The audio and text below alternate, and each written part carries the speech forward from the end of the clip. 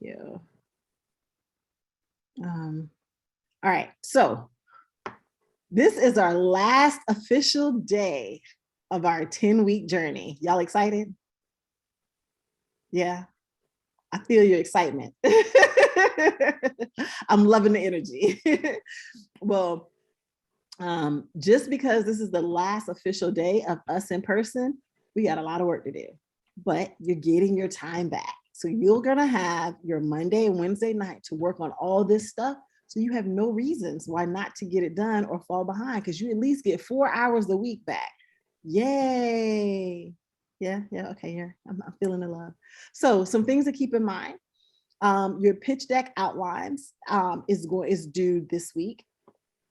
Nope, sorry, did I do that wrong? Oh, yeah, sorry, Monday. We changed it to Monday. There we go. So your pitch deck outlines, if you get it done sooner, as you see, the deadlines are right behind that. Essentially, we want the outline to give you some feedback, so you can start doing a draft of your actual feedback, of your actual pitch deck for feedback, and get that to us by the 27th. So we can get your, and this is not a final version, right? You're still working on it. We just need a version to send to the venture mentoring team, so that they can start to, use that, so the mentors can get a sense of where to help guide you. So this is still going to be work in progress. We want to see the rough version, and we want to just send them the rough version, if that makes sense, right? So we want to kind of help you guys think through some of those early pieces. And so get that to us so we can give you feedback, so we can get you, get your rough version to them by the 29th. August 1st is when the week of August 1st, you're going to start meeting with the mentors. On the 5th, that week, by the 5th, that same week, by the 5th, you're going to have 60-second videos due to them. And it's essentially just a basic video of who you are, what you're about, what your business is about. And I'll have some, and I believe actually it's in your resources for today's class, the outline of what they want in that 60-second video. That same week of August 5th, make sure you get whatever you need access to on our platform, because we're going to pull it down for maintenance by the end of that week, by that 5th. So whatever you need, but you already have your rough draft of your pitch deck to us. So you should at least have the basics of it already out by that July 29th. By the time, the July 29th, by the time you send us that final version to send to VMT. We're going to have office hours, and we'll talk about that later. But office hours is where we all come together as a group, just like we've been doing for a class, and we check in with each other. How's it going? What's your, what have been your successes since we last met? What have been some of your challenges since we last met? What are your goals in terms of what you're working on next? Those are the things we're going to cover during office hours. And so we'll talk more about that. And then pitch day, woo, August 17th is pitch day. That's where you bring out the heavy guns. You pull together all the things that you have been learning, training, working through the last 10 weeks. Yes, Atisha, I see your cheerfulness on this, or your excitement on this. All the things that you've been working the last 10 weeks, and you show your best work, right? And we're going to have another office hours again on August 31st. Now that you pitched and you got that all the way, what's your next step? What is something that we kind of started at the very beginning of class? For the next 3 months, that last quarter of the year, what's your goals? What are you going to do? What are you going to work on? What are the increments? What are the milestones? We're going to wrap up and have like that kind of a conversation to make sure that you guys are on track to continue working and growing even beyond us. I see your question, Lisa. Will pitch day be in a Zoom form like this? Yes, pitch day will be on Zoom. Because you guys are all over the state, and it'll be really challenging to get you all together. All right, we'll talk about this more. I just want to see this early before I hand you guys off to our speaker. But if you have questions on this, we'll come back and we'll do some more on this. Any other housekeeping, Katie and JB? I just want to say that all of the dates that you all have now will be emailed to you all, and I'll include that playlist. So if there's anything additional that I need to include, let me know. I'll put it in the chat box. But other than that, you all should be good. And it's been great being in this cohort with y'all. Yes. So yeah, we'll hand off to our speaker, and then we'll have time to get together after our speaker, so we can kind of say do a few more things on wrap up. We still got some more stuff to cover and do our send offs. So we're not done yet. We just got some more learning to do. All right. With that being said, I'm going to stop sharing and I'm going to introduce you to our amazing speaker tonight, Dr. Sean Mccoy.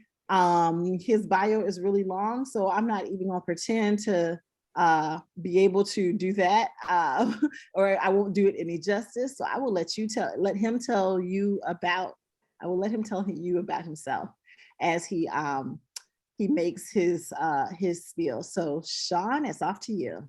Sure. Hi, everybody. Good evening. I'm glad we got here. If you're around Gainesville, we've had the downpours, so it's been raining and lightning, so hopefully we keep connection.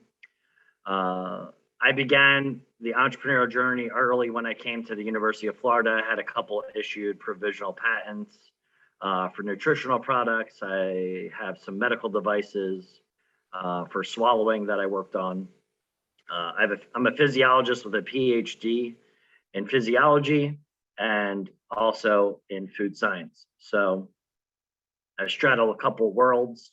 I have a local company called AHA Pure Foods that if you've been to Gainesville, some places in Tampa, and previously in a couple places in Orlando, it's been on the retail shelves of a couple of the grocery stores, or if you've ever been down to Villages to visit anybody, it's also there. I have a back rehab company, so trying to avoid people starting off their first tier of treatment being opioids, doing back rehabilitation through physical rehab, where we wrote a software system that tracks all the data for their isometric and dynamic exercise testing.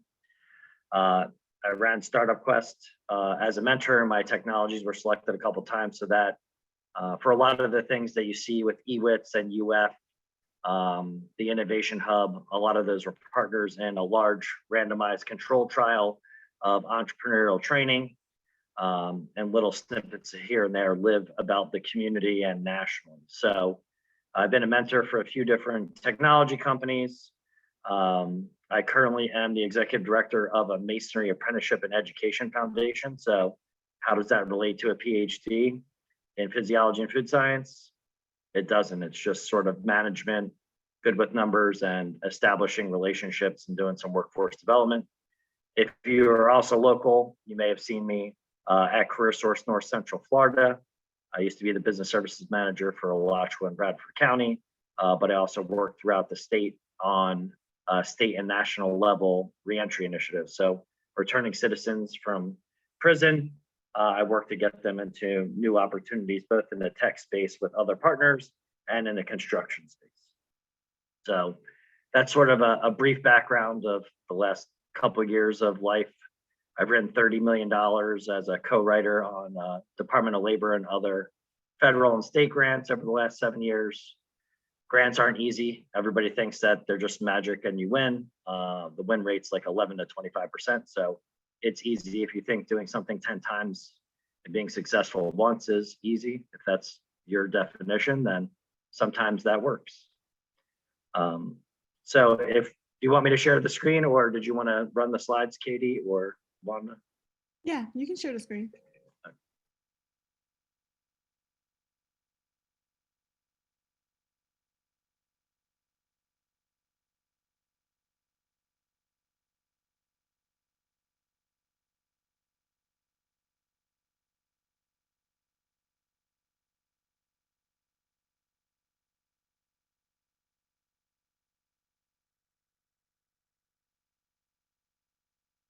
There we go.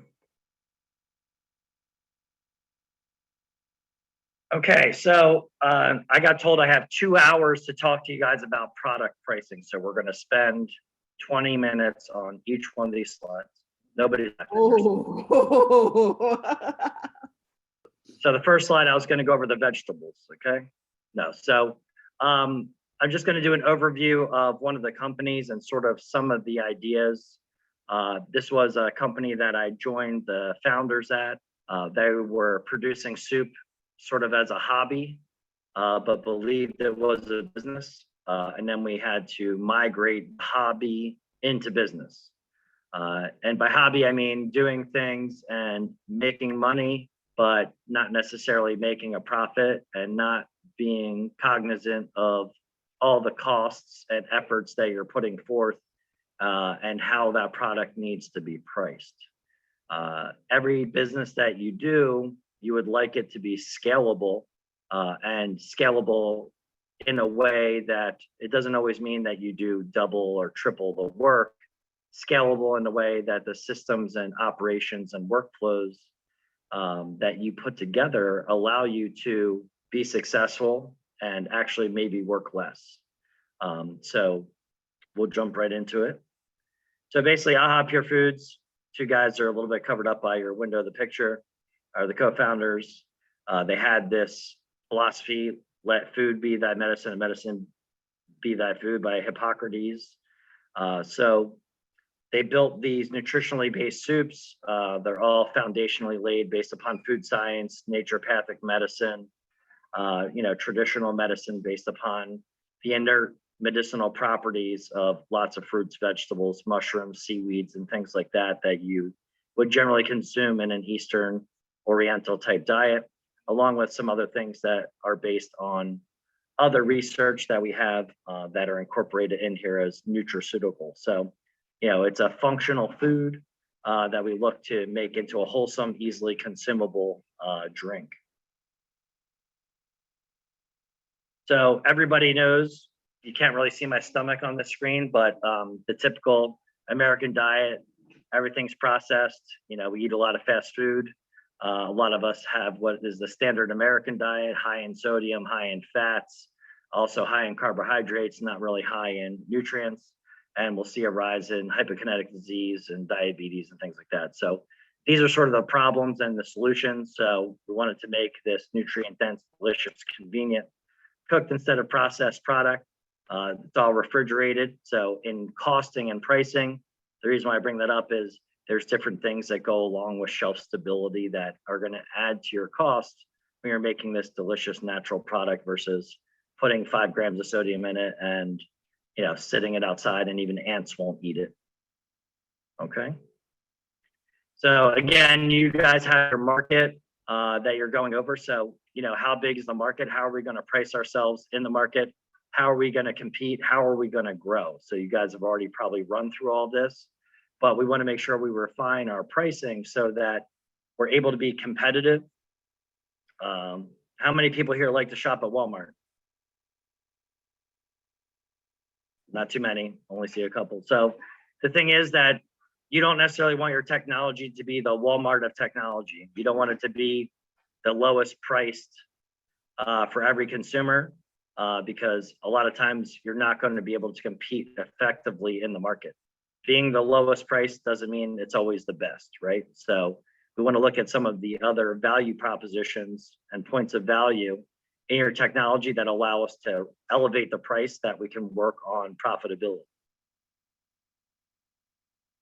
So again, we see that the market's increasing. We know that it's growing every day. So we also want to build into product pricing. How many people have seen this thing called inflation happen in their lives where either gas or food or things have gone up, right?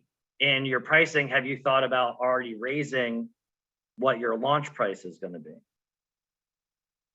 right? A lot of times we don't think about it because we're like, oh, we want to get there and we're focused on one goal. But the thing is, again, our goal is, all right, my goal for anybody that I work with is I want to take your business, your little baby that you have, I want to grow it, and then I want to sell your baby. I do not want you to keep your baby forever.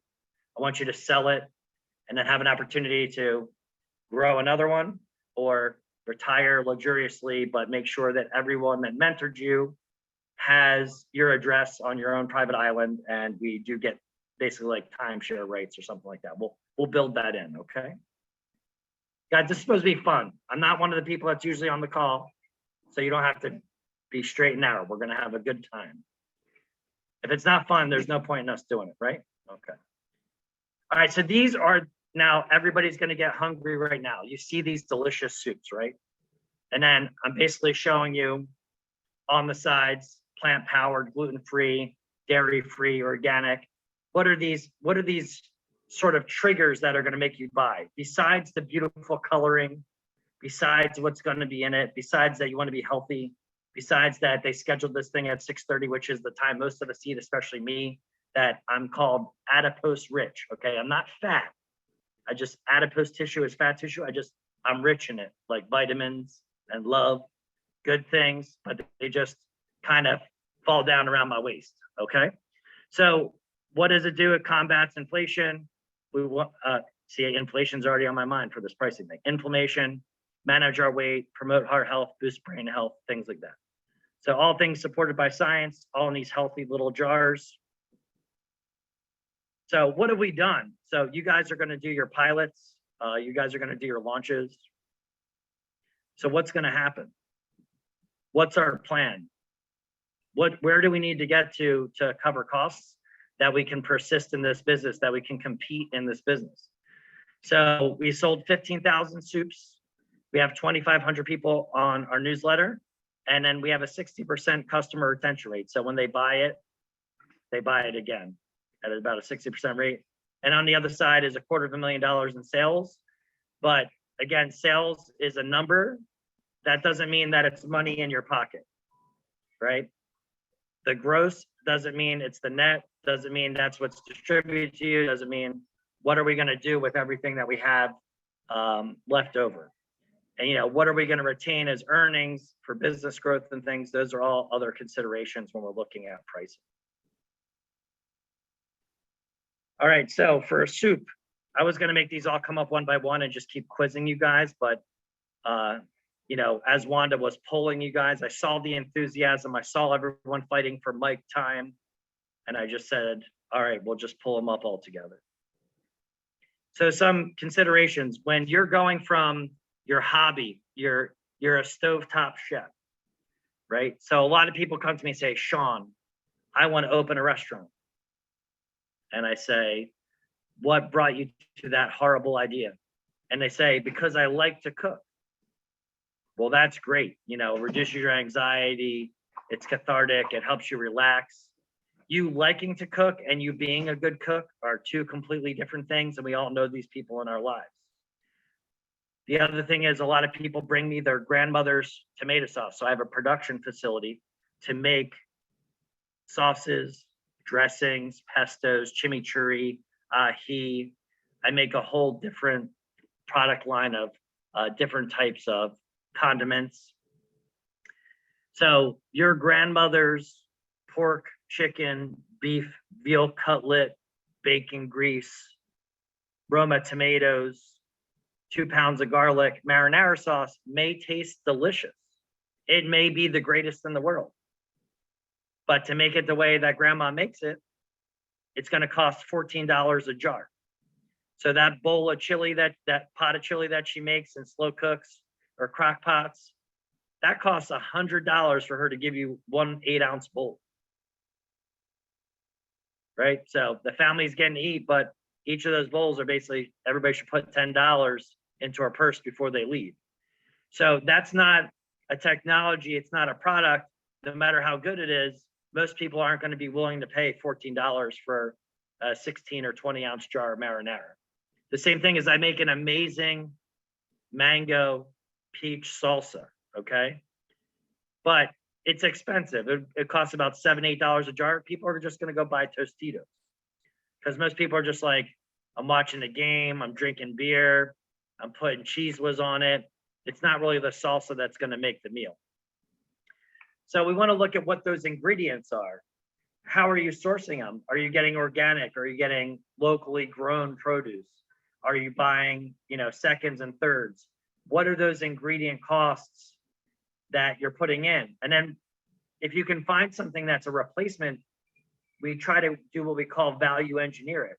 Can we find something that I put in, like green onions versus chives versus, shallots versus any other products? What else can we do that's maybe at a lower price point that we can value engineer it so it keeps the same flavor profile, it retains the customer, but there's no perceptible or noticeable difference in the end product. So they're just still smacking their lips that it's delicious.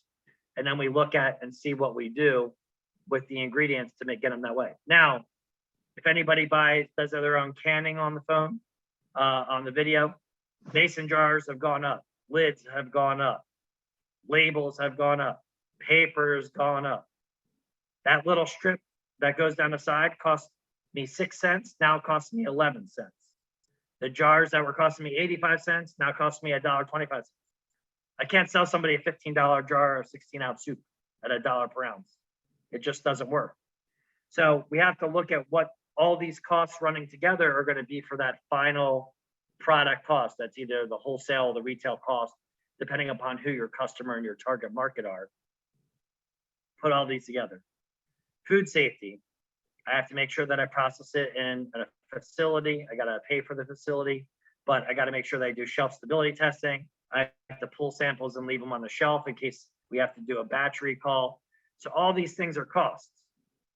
If I said for you, hey, go make some soup and we're going to go sell it at the farmer's market, none of these things generally hit your mind as a consideration, right? Except for maybe the ingredients. You're like, oh, it's okay. I'm selling it and we're going to do great. So how many of you guys have developed sort of your marketing plan or your launch plan or your go-to-market plan? Did you already have to turn that in? Or is that something you're doing in the next couple of days? They're working on it. Okay. Yeah. So in the beginning of this business, I'll focus a little bit just on the sales and advertising. We did none. We didn't do Facebook ads. We did nothing. We didn't even do the newsletter in the beginning. We're at Hale Farmers Market on a Saturday. An average Saturday, we sold $400 worth of soup. On a really great one, we sold $600 to $800 worth of soup in about 4 hours. Now that seems great, but the one guy drives from Brooksville every day to our production plant in Ocala. Then he had to drive up to Hale. We had to load all the soups. We had to set up all the tables. We had to stay there for 4 hours. We had to break down. We had to clean up, go back to the shop, drive back to the house. Every hour that you're away from your family or away from doing things, everybody loves their work, right? That's what we tell our bosses. Every minute, every 15-minute block, every half-hour block that you're away is work, right? That's work of the business. So when you are putting those things together, every one of the individuals that was engaged in picking up, demoing, bringing the stuff back, cleaning out the pots and pans, all that time cost has to be factored in as you're building the business. Now, are you necessarily going to be at your highest profit in the beginning when you're launching? Generally not for anything. But the thing is, you don't want to be going backwards and losing money. So if you have a very labor intensive type of technology or operation, you don't want that timing to eat away to what that potential profit is. Does everybody following me? Is there any, I'll stop for questions because I'm from Jersey. I talk really fast. So questions so far? There was a question in the chat earlier when you were talking about like costly ingredients on if that's the case, do you need to change your ingredients? Right. So we can look at different sourcing of ingredients. If you want to change your nutrition label and you can adapt ingredients in a way that the customer doesn't know that the product's changed, but you have to be truthful in it. So you may switch some ingredients around. Maybe garlic was a primary ingredient. Now it's a tertiary ingredient because we use Black Russian garlic or something that was more expensive. So we can look at what we're doing with the pricing structure. We may have to order in more bulk. So if I buy jars by the pallet, they're a certain price. If I buy 4 pallets of jars that I'm not going to use, now I have jars that are 20 cents less per jar, but now I have to find a space in the warehouse. In the warehouse, I'm paying for money and floor space.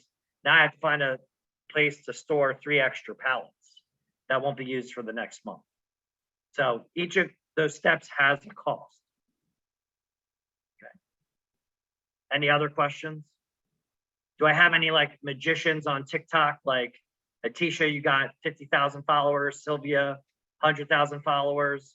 You make most of your money on TikTok. You're just doing this for fun. YouTube, Instagram. I wish, no. Okay.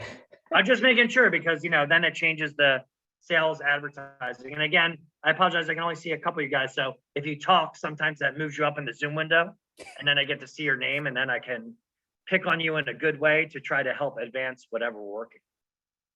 So staffing, in the poll, how many of you are a sole proprietor, a single entity LLC, right? Doing this all on our own, carrying the world on our back, right?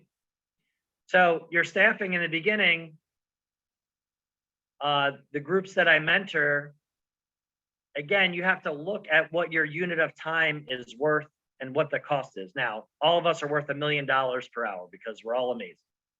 But the labor market determines what the labor market values you're worth at based upon your knowledge, skills, and abilities.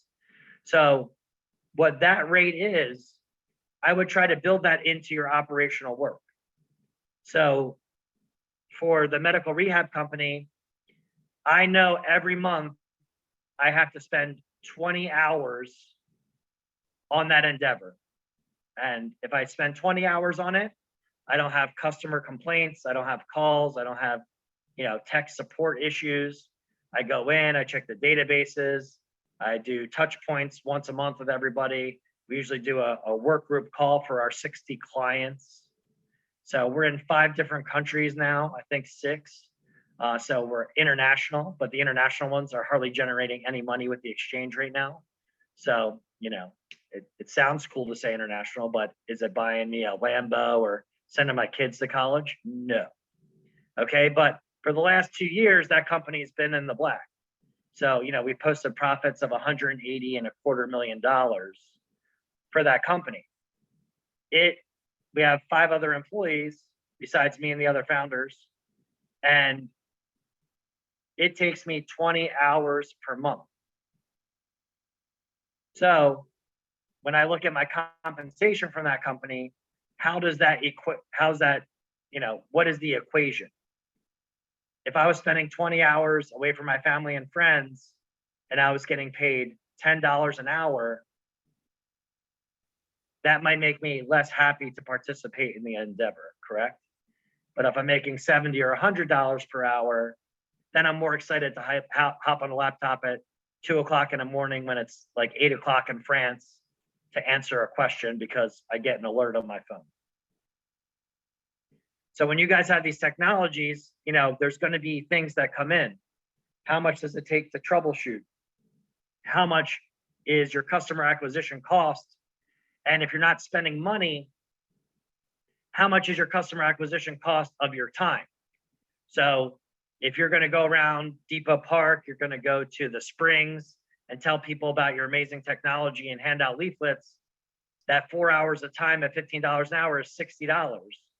Well, if you're doing it four days a month at $60, $240, 10 months a year, you invested just about $2,400, $3,000 plus all the gas getting back and forth and all that time printing out the leaflets. You spent $3,000. How many customers does it have and how much revenue does it generate? And if it generates revenue, does it generate a profit? Because if we're all friends, my goal is to make you more money. If you're in a relationship with me, our relationship's transactional. I'm funny, amazing, all those good things, as are you. But our goal in a B2B is to make you more money. So Sylvia knows somebody that runs 10 grocery stores and her childhood friends. I take Sylvia out to Ruth Chris, somewhere great. We have an amazing business meeting. We close the deal. She gets a commission, right? So she's making money. I'm making money. Those B2B interactions, we should always be making money. Sometimes it's to build the network, but it should have an end goal that in 3 months, 6 months, 9 months, 12 months, somehow there's compensation that gets transferred between the parties. Okay. Now, the other things that we all have to carry, technology apps, a little bit different, but you guys will have security costs, server costs, maintenance costs. You may have customization costs, like somebody says, oh, you have the greatest app in the world, but I want to put my cool little logo that my 5-year-old made in the corner. That takes a little bit of time, but you're going to charge those people. For the food, I have to have insurance. I have research and development. You guys are always going to be improving your apps and your technology. That has a cost, even if it's your own time. Is everybody straight on that? Let's do it. Let me see if I can scroll down and see some other faces nodding. Is everybody nodding? Christopher, were you nodding? Are you sure? It's hard to tell. He's got that, really full beard there. He's ready for winter in Florida. Doing great. And then all these other people are in ninja mode. Inez, Dale, Marnisha, and they're all in the dark, doing dirty deeds in business, trying to get things going.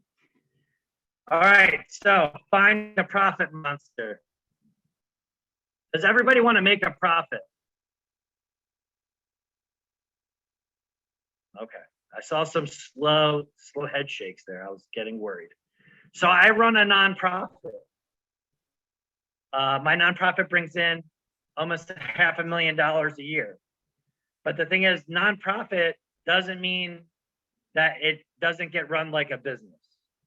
Okay, there's still expenses, there's still costs, there's employees, there's insurance, there's outreach, there's strategy, strategic plans, business plans, initiatives, all things that cost money, all things that can bring in foundational resources or revenue. We just don't calculate it as profit.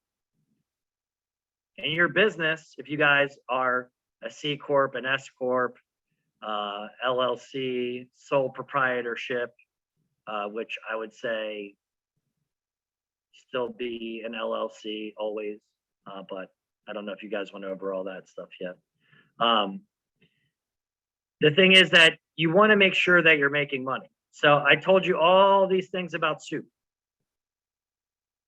If we look here at the left, do you see how many of these things that I have to keep track of that are expenses?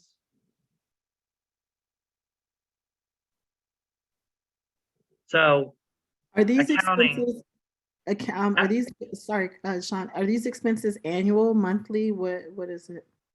for this business, these are annual. Okay. So, we didn't make a whole bunch of money in 2021. There's a little pandemic thing. Sort of just rounded the numbers up so that you guys, it was easy to read on the screen.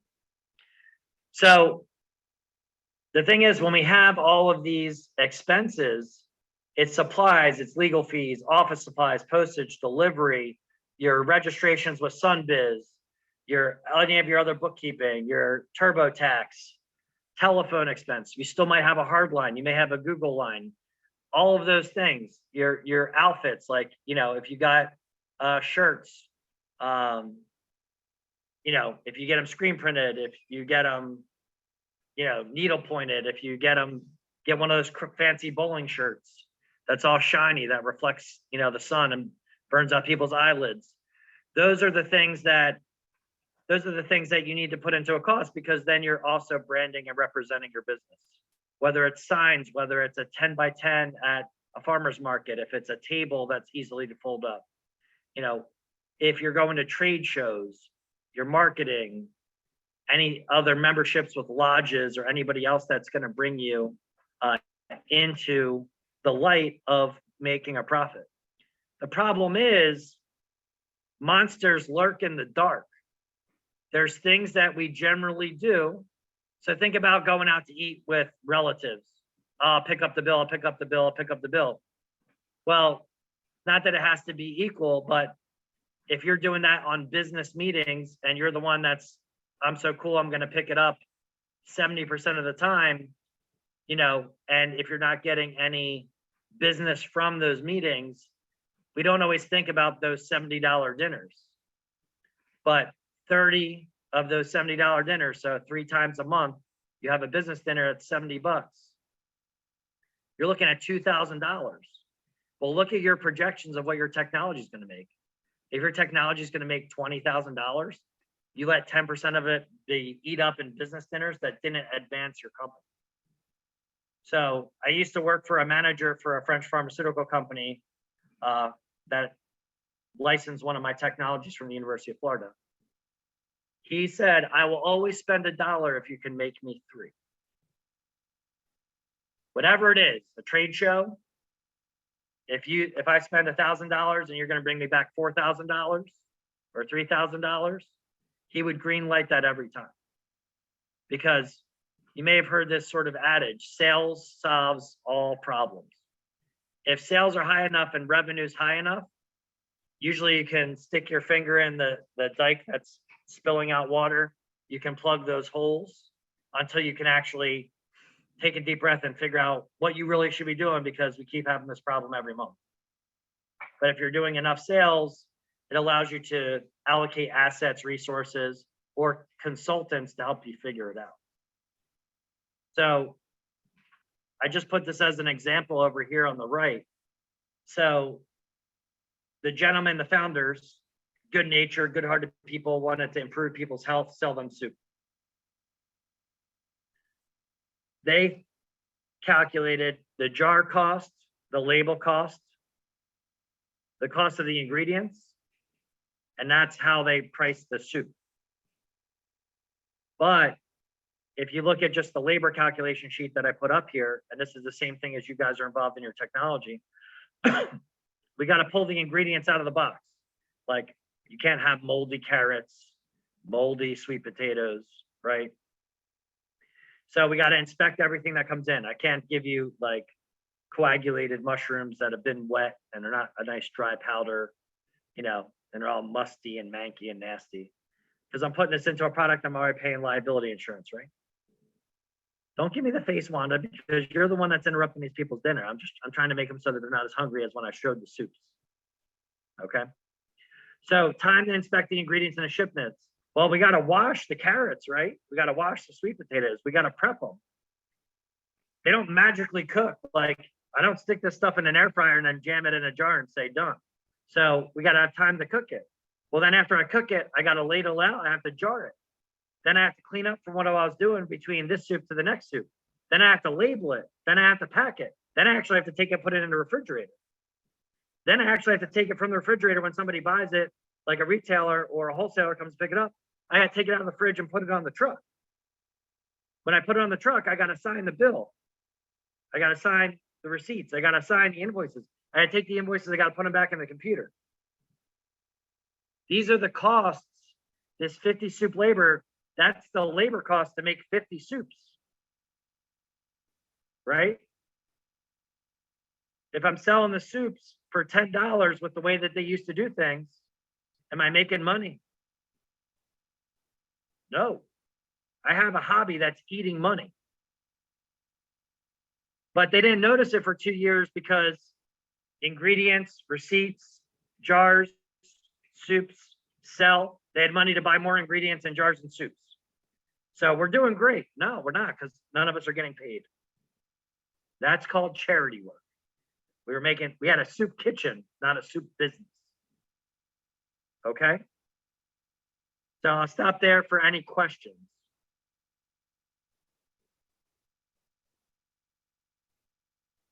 It can be any question. It can be about baseball. I don't care. Something. Questions. You guys need to be able to come up with these. Oh, wait. I see some. Are these things in the chat? There's some 12. We went up in the chat. Some happy faces in the chat. I saw them.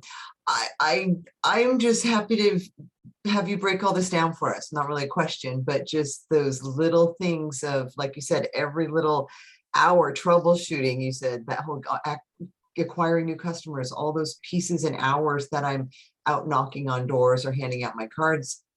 Yeah, I got to raise my startup prices. So thank you for that. Well, and again, because if you guys are doing this and you're going to take on investors, not that they're going to pay you for debt equity or sweat equity, but you should have an idea of what that value is. You can't have somebody just buy your app for $10,000 if you've put $40,000 worth of time in it. Now, if they invest $10,000 and that lets you launch and accelerate because you can completely take over the homeschool market and you know you're going to make X, Y, and Z in revenue, then that's a different conversation. But if somebody's saying, hey, great work, you put 40,000, I'm going to buy it for 10,000, I'm going to run in and give you a 4% royalty, they better show some really nice revenue projections.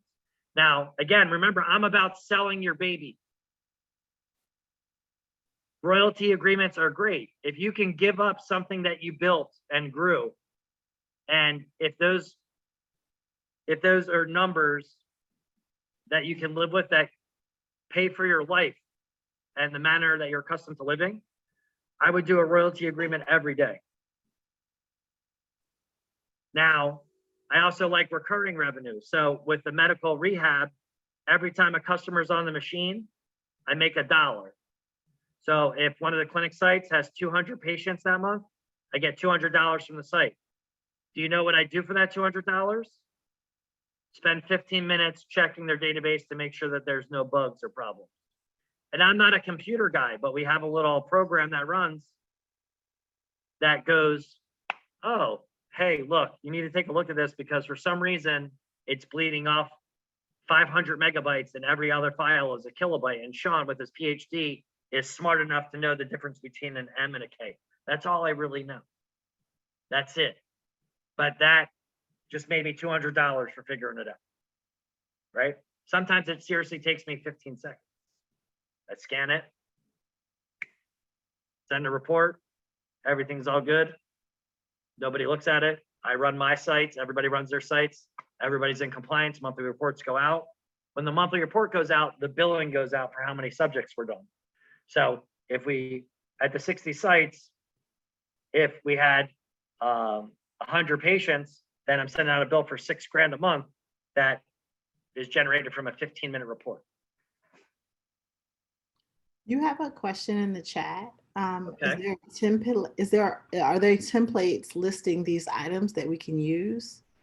And Templates listing the items for your individual apps, I would say no.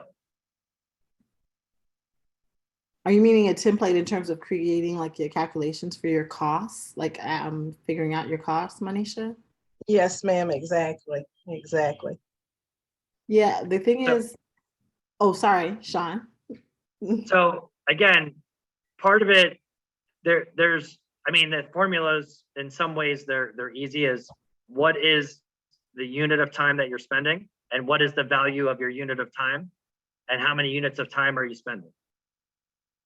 So basically like I spent an hour, I'm worth $20 an hour is $20, but that was for level 1 and I have 10 things to do in my project. Now you're up to $200 a day in your personal cost of your time, that personal capital time that you need to look at.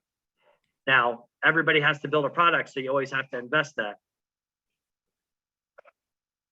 Sorry. Okay. Yeah, so again, so what is that rate of income? I would put the rate of income that you need to survive. So this isn't trips to Bali. This isn't, you know, going every day to the spa and getting a massage because you're so stressed out working on your project. What is it that covers your monthly household expenses? What is it that you need to do that? Because, you know, at a minimum, this product should sustain that when it's done. So you hope to extract the value once you're completed. I have another question, Sean. Can you talk about the difference, and you can show it on your price sheet, but the difference between variable costs and fixed costs? Sure. So, you know, simply put, the soup company has a lot of costs that are fixed, like the facilities, the staffing isn't actually variable in most cases because the production times are exactly the same. We're cooking the exact same time, the prep times, whereas other things, your FTE based upon projects sometimes gets a little more into a variable cost. But we try to look at those. But again, in the economy that we're in, prices change every day. If you're in construction, the price of plywood, sheetrock, everything's changing every day. So there's not many things that are actually fixed in a lot of ways as they once were, where you could sort of Showtime rotisserie cooker, set it and forget it. You know, this is going to stay the same for the next 3 or 4 months. Things change every day. You know, you may shift costs more, especially in the startup where you thought you were going to spend $2,000 in Facebook ads, and then you look at the bank account and you have $320. you know, that might be $200 in Facebook ads, and then trying to make friends like Sylvia, Lisa, Tisha, everybody on this call. You guys need to be power networkers. Like, you need to boost each other's posts. You need to like everything on LinkedIn when they post it. I'm not on Facebook, so I'm not going to help you there. I'm not on Instagram, not going to help you on any of that stuff because I don't really do social media except for LinkedIn. But whatever those things are, those networks, you want to be continually bringing people's technology and their companies to the forefront if you know that they're doing a good job and are providing software as a service, you know, that it's going to reflect positively on you. So you're able to help somebody out, boost their business, that like, that comment, that suggestion, that connection on LinkedIn to that restaurant chain that is going to buy 4,000 gallons of my delicious heirloom tomato vinaigrette. Like, those connections can be meaningful and they only take a few moments. And those things that don't cost you much but could have a maximal impact are those that I try to get people to focus on in the early stages of their business.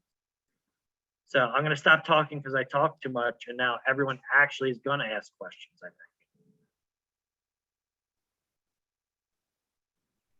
think. I have a question. What are some of those things that don't cost much in the startup phase but give you maximum impact? So the thing is, you know, like Start GNB or an entrepreneurial community, or there's an open chamber of commerce event. You don't have to have 1,000 business cards, because you know what people do with the paper? They throw it away. So you have 1 or 2 business cards and you're like, hey, just I've been giving a lot out because business has been booming. Why don't you take a picture of this with your phone so you always have it? And then you get their contact details, and then you reach right out to them on LinkedIn. You do a good follow-up, you know, send them the stuff. If you do coupons, I know QR codes, the digital ones. Yeah. So you can do the digital QR code business cards. So on mine for the nonprofit, so see, we have a TikTok and Instagram and Facebook. I don't have any of those cool, awesome things that I'll never do, but I can have people and students and apprentices just scan those and go to those social media pages that they find most, you know, accessible, that they'll be able to find your product and do business with you. So those things, a lot of times, those don't cost a whole bunch. Like, you could have a youth empowerment conference. If your app targets youth, a table may cost you $50. They may be 400 youth. Well, if you want to send something out on Facebook to target that exact demographic of your kids, that may have cost you $200 or $300. Well, you got in there for $50. Your time is $20 an hour, right? Or $25 an hour. You spend 4 hours there. You're still saving $50. With that $50, you can all take me out for pizza.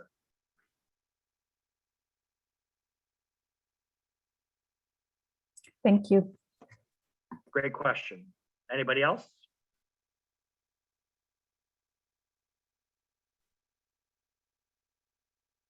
No questions mean I should see your financials perfectly in your pitch deck.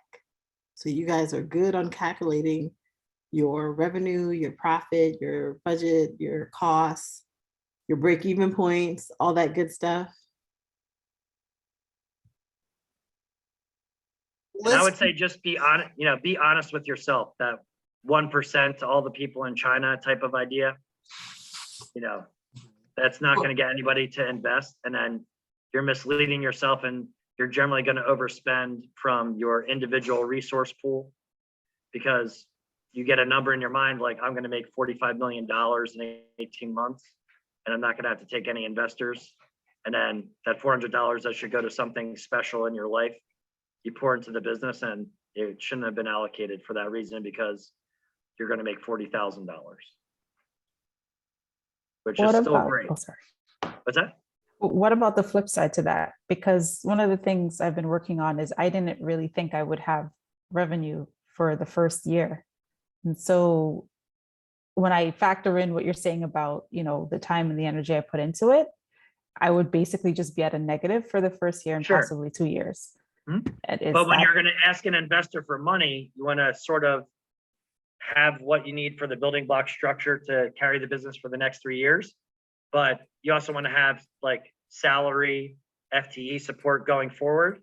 But instead of asking for $62,000, I would say maybe you ask for $85,000 as your base salary because that $13,000 is that $1,000 a month you spent that first year of your time of, 50 hours a month at $20 an hour. Like, you need to recoup it in some way because, you want to go on a cruise or something, right?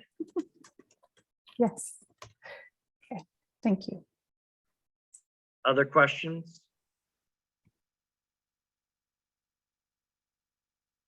I have a question for the class. Are we not asking questions because we're just not there yet with this information? Or is it you guys are good on this? I think it's that, Wanda, right? Like I look at the screen that Sean shared and we've gone over that. We've looked at expenses and costs and what's fixed and what's variable and all that. And I've started the research like with Peter, but like, I don't have those numbers yet. And not only that, I think I'm not even at a point of, I don't do numbers. I don't have an accountant. I'm not clear on forecasting any of that because my business, right? I have to look at maybe 2 or 3 different ones and kind of estimate what it would cost me and what I would earn. I have no clue. That's why I'm not asking questions, but I'm really absorbing a lot of this. You have your pitch ready right now that I could hear it and then I can tell you. How do you mean? I'm sorry, say that again. You have your elevator pitch ready so that I have an idea of what you're doing and what your market, your technology is. Oh, Sean, yes, that's my Okay, let's statement do it. problem, right, ladies? Kind of. Katie, nod, yeah. Yes. So, I don't have it memorized, but I am that friend brings a fresh perspective, accountability, and a sense of calm and comfort to reduce overwhelm in your physical space by providing hands-on assistance around the house. Okay, so you have sort of like it's like a mini-made self-care, self-love. People come in and provide that extra bit of support so your anxiety doesn't peak. So you're trading anxiety levels and stress. Clutter clearing for somebody's time. organization, yes. Closet organization. Clutter clearing organization assistance around the house. Not the So maid. you're buying people a decrease in their anxiety level. Yes. So that's their value. Their house is clean, less debris, less trip and falls, broken ankles for the elderly, hip fractures in males over the They age can of 40. find their belongings. Yes, sir. You got it. 30% fatal within 3 years if you're a male over 40 and you have a hip fracture. There you Doesn't go. matter your fitness or anything. So like those are the things that you're selling to people, like your grandmother, grandfather, uncle, cousin. If you employ me and do this, and I have this staff that's been background checked and validated, and they're great workers and great referrals, they're going to come in and they're going to lower all this for X cost. So now your app schedules the people, it holds the people, it reviews the people. You lost me a minute. I App, think So your he app thinks- that you're building in your wireframes, when the people log on, they're on the front end, they're picking a time and the services that they want.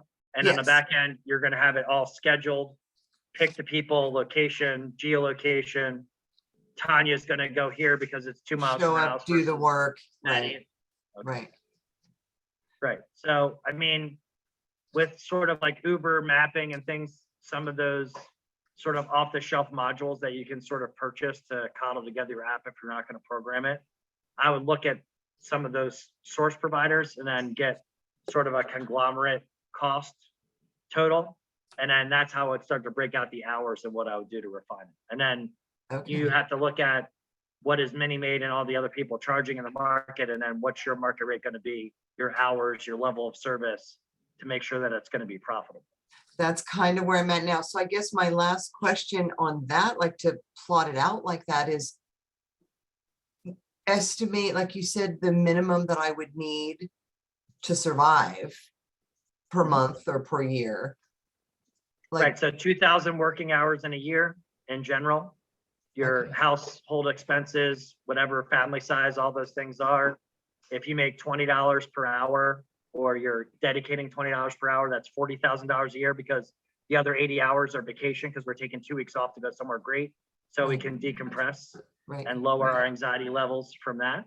So take that time and that money and then try to factor in with the app build and all the things that you are doing, if the price you're asking or what you're looking at for an investor to put in, make sure some of that cost is absorbed by that.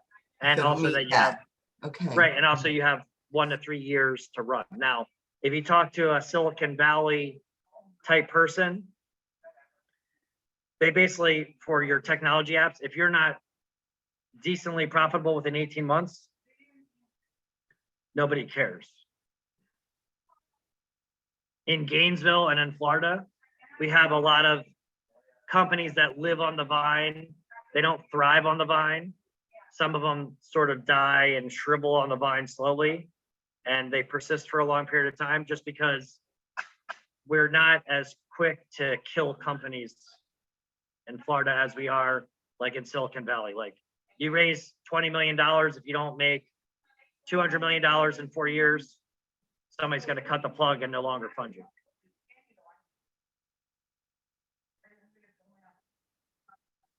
So scale fast, make money smartly, don't spend it unwisely,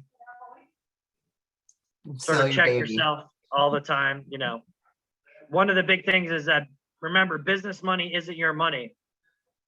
A portion of the profits that you allocate that you're going to distribute as your salary to yourself and your employees, that's sort of your money. But just because we made $400 at a farmer's market doesn't mean that I'm going to take and spend $400 or pay my car right there with it.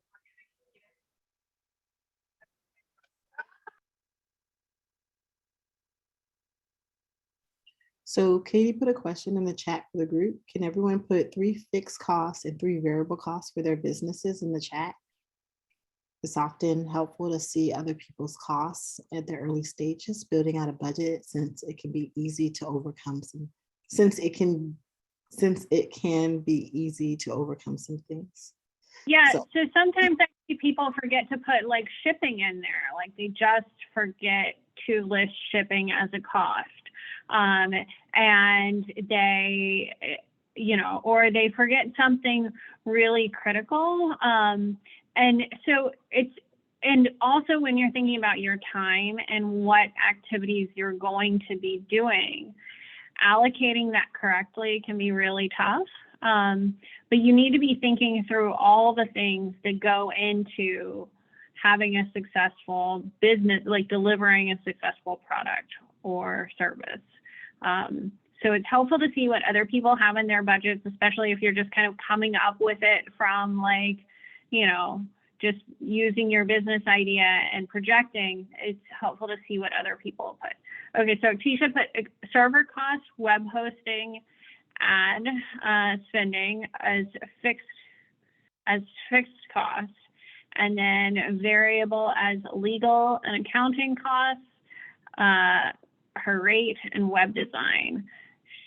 Varsha put App Store and Google Play and store space, Amazon Cloud Storage subscription, and server costs as fixed costs.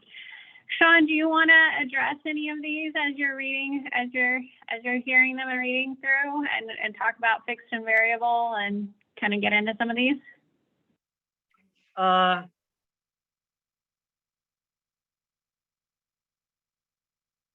There's a couple more coming in. Okay. So, I mean, it would be probably preferable before, like, let everybody do a back of the napkin raw accounting of their fixed and variable costs and sort of their, I don't know, are you guys doing like a 3-year projection for your pitches of, you know, revenue, profit, loss? So they're just now seeing sort of what's required in their pitch outlines, what they're going to have to do. Okay. And thing is sort of and cost is something that really we've talked about some, but you're giving a really like kind of the meat to the conversation, and then they'll get more of that pitch outline and fill in more after listening to you here today. So this is a really I would rather kind of, defer to a later date, just because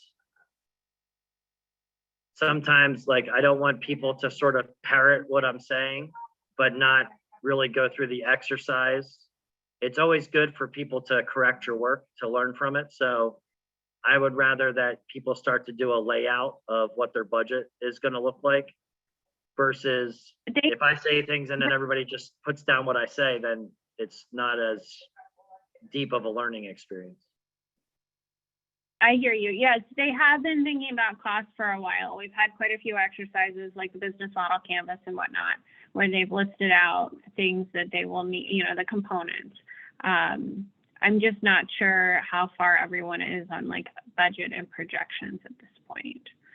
Yeah, I mean, so I'm old, as you guys can see from the gray hair that I keep trimmed down. The thing is, I just, every time that I'm doing something, if I'm going through a process or a workflow, whether it's in one of the technology companies or something seems amiss, like why is it taking so long to label these soups or why is it doing this?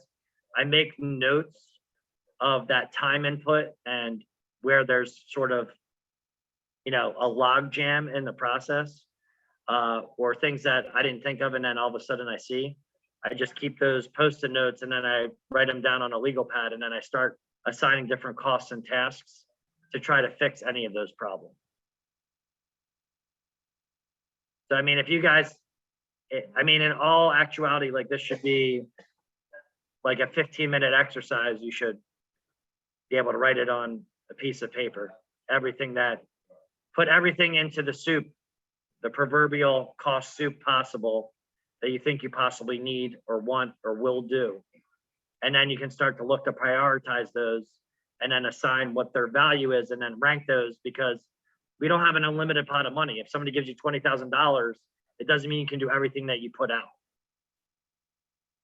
You have to know what you need to do to get to the next step to get the next $20,000. So I think you guys need to rank and prioritize expenses and costs based upon what your trajectory and your timelines are for the amount of money that you're looking to request or secure. Could I ask a quick question? Oh, sorry. No, go ahead. So when thinking about the ranking, so there's a book, Gary Keller, The One Thing. Problem I have with trying to figure out what that one thing is that everything seems important. So how do you, when you are just starting out, right now, I don't have the platform live yet, so I don't have that data to see what really is bringing people in. How do you prioritize where to put the money when you don't have that information yet? Well, I mean, you want to give me your pitch? Okay, yes. So my website is neighborhoodcsa.com. It's a website where backyard and urban gardeners in the Orlando area can connect with other local gardeners to share fresh, high quality produce, seeds, plants, and their knowledge. So I'll be connecting backyard gardeners with other gardeners and possibly buyers of their produce. That's the phase 2. But the first phase is just getting the gardeners on the platform to share with each other. Right. So I would say a priority of the cost are you can join as many Facebook gardening groups as you can in Orlando. That doesn't cost you anything. And then, you know, your business Facebook page to connect with them. Like, I may not even do a website. I may only do Facebook. Like I may do a Facebook business page, connect everybody on Facebook, cross post to Instagram, cut down on a lot of those other costs. And then they can buy and purchase things through, you know, you directly through the Facebook platform. Everybody can see where they're at. They can interact in the community space. They can interact as, then you become the community moderator. My worry for you and my risk would be is transactionally, how do you make money when everybody's exchanging vegetables? How do you make money off every sale of seeds when Sylvia and Lisa become best friends and they just start texting each other and don't do it through Facebook? Right. So I don't see a problem with you getting an awareness in the market. You may have a little harder time with penetrating the market and monetizing the market. But I think you could do all of it in 3 clicks on Facebook, pretty pictures, some community things. You put out community posts, meet in a location, find a nonprofit that gives you free space, YMCA, different things like that. Talk to kids about healthy vegetables, get those parents involved, give them 5 tomato seeds in one pot, tell them to go dig in some dirt, put 2 worms in it, water it weekly.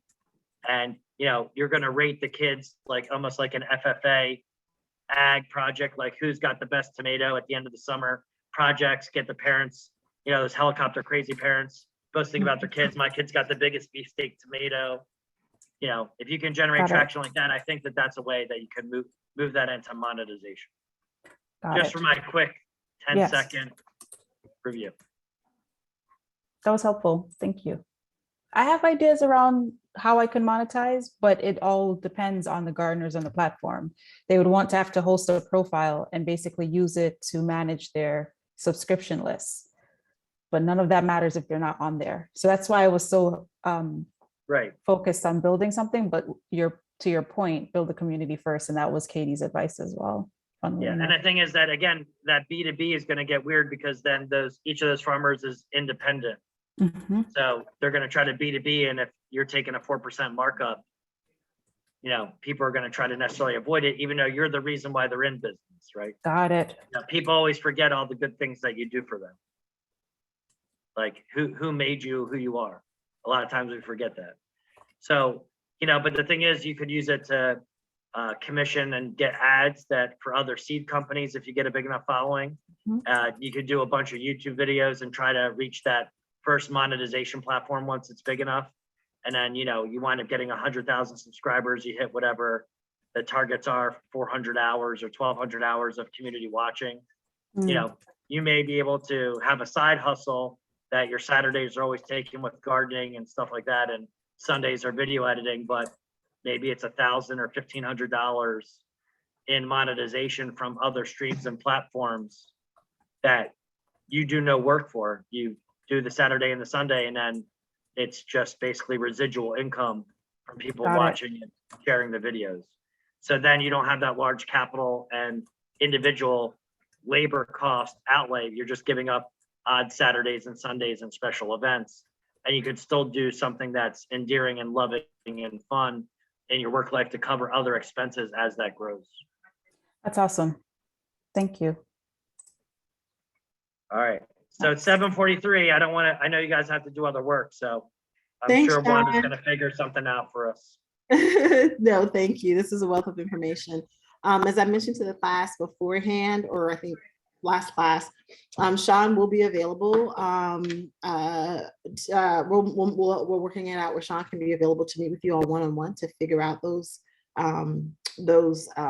your costs, your revenue, profit, when you're going to break even, all those same things, to kind of help walk you through it. But there's some front work that you got to do first, and we'll talk about that a little bit more. But for now, I just want to say thank you, Sean, for taking out time. He has a 14-hour drive he needs to get to, so we really appreciate him stopping by to guide us along this evening. Will do. Thank you, everybody. Drive safely. luck. Bye. All right. Now, I know with this whole class, y'all felt like I've been drinking out of fire hydrant. Still feel the same? Did the fire hydrant just Absolutely. get turned on full force? Yes. I do feel like that, yes. Now This is together and a Wanda. lot of information in regards to, especially since I'm not really much of a math person. So now I have to figure out how to live off of what I'm trying to, it's difficult. I'm just trying to make everything add up in a way. Yeah, I get it. And I saw even in the silence, I read the room like, oh, I see the concerns, and it's okay. We have put some materials in today's class because I want to make sure we get through stuff. Because edit is structured to be a pre-incubator, we don't go through the level that Sean is kind of expecting. And even the mentors will work with you on some of those things. It's just, I mean, you guys, I know with as much information you've thrown at you, the things that he pointed out are things we would have also been working on, but it's one of those, okay, I know you guys are only going to be able to consume but so much of it. And so it was kind of, let's pick the things that will help you build a solid foundation. And you can kind of plug in how to get the other information as you grow. We do have our Mission to Market program that will start in September. And if you guys want to apply to that, that is where we really focus on monetization compared to this course. And so this course, we pulled the monetization out. We did once upon a time focus on it. But like I said, it went over everyone's head and it just wasn't, it wasn't really getting us where we needed to. So we pulled it out so we can kind of focus on the key things. But we do have materials for you that I'll go over quickly. But I wanted you guys to get a sense. And so Sean paints this broad picture of things like, oh, is this cost and that cost and this and that, and it's a lot, but you want to think about it. I always use the example of baking, right? Even though it doesn't have anything to do with your business. I think baking is kind of one of those fundamental things that we can really start to understand cost, right? And so if you think about baking a pie, how much does it actually cost to bake a pie, right? And so say you baked a pie that had 5 ingredients, right? Flour, sugar, eggs, milk. I don't cook, as you can tell. Butter, there we go. Flour, sugar, eggs, milk, butter, right? What does it cost to buy each one of those ingredients, right? So a bag of flour, I don't know, with inflation, $3. A bag of sugar, $2. A bag of, actually, we can kind of do a quick whiteboard of it. And you guys can tell me because you all hopefully cook more than I do. You have not been to the grocery store buying baking supplies recently. I have not. They have like gone through the roof. $2, $3. I don't know. Okay, y'all help me out. So I know that's pretty sad. All right, so how much does a bag of flour cost? Like 5. Ooh, Yeah, really? that's what. 589.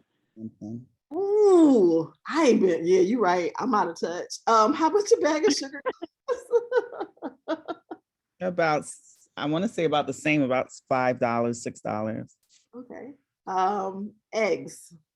Ooh, are we talking organic or Right. Ooh, what am I thinking?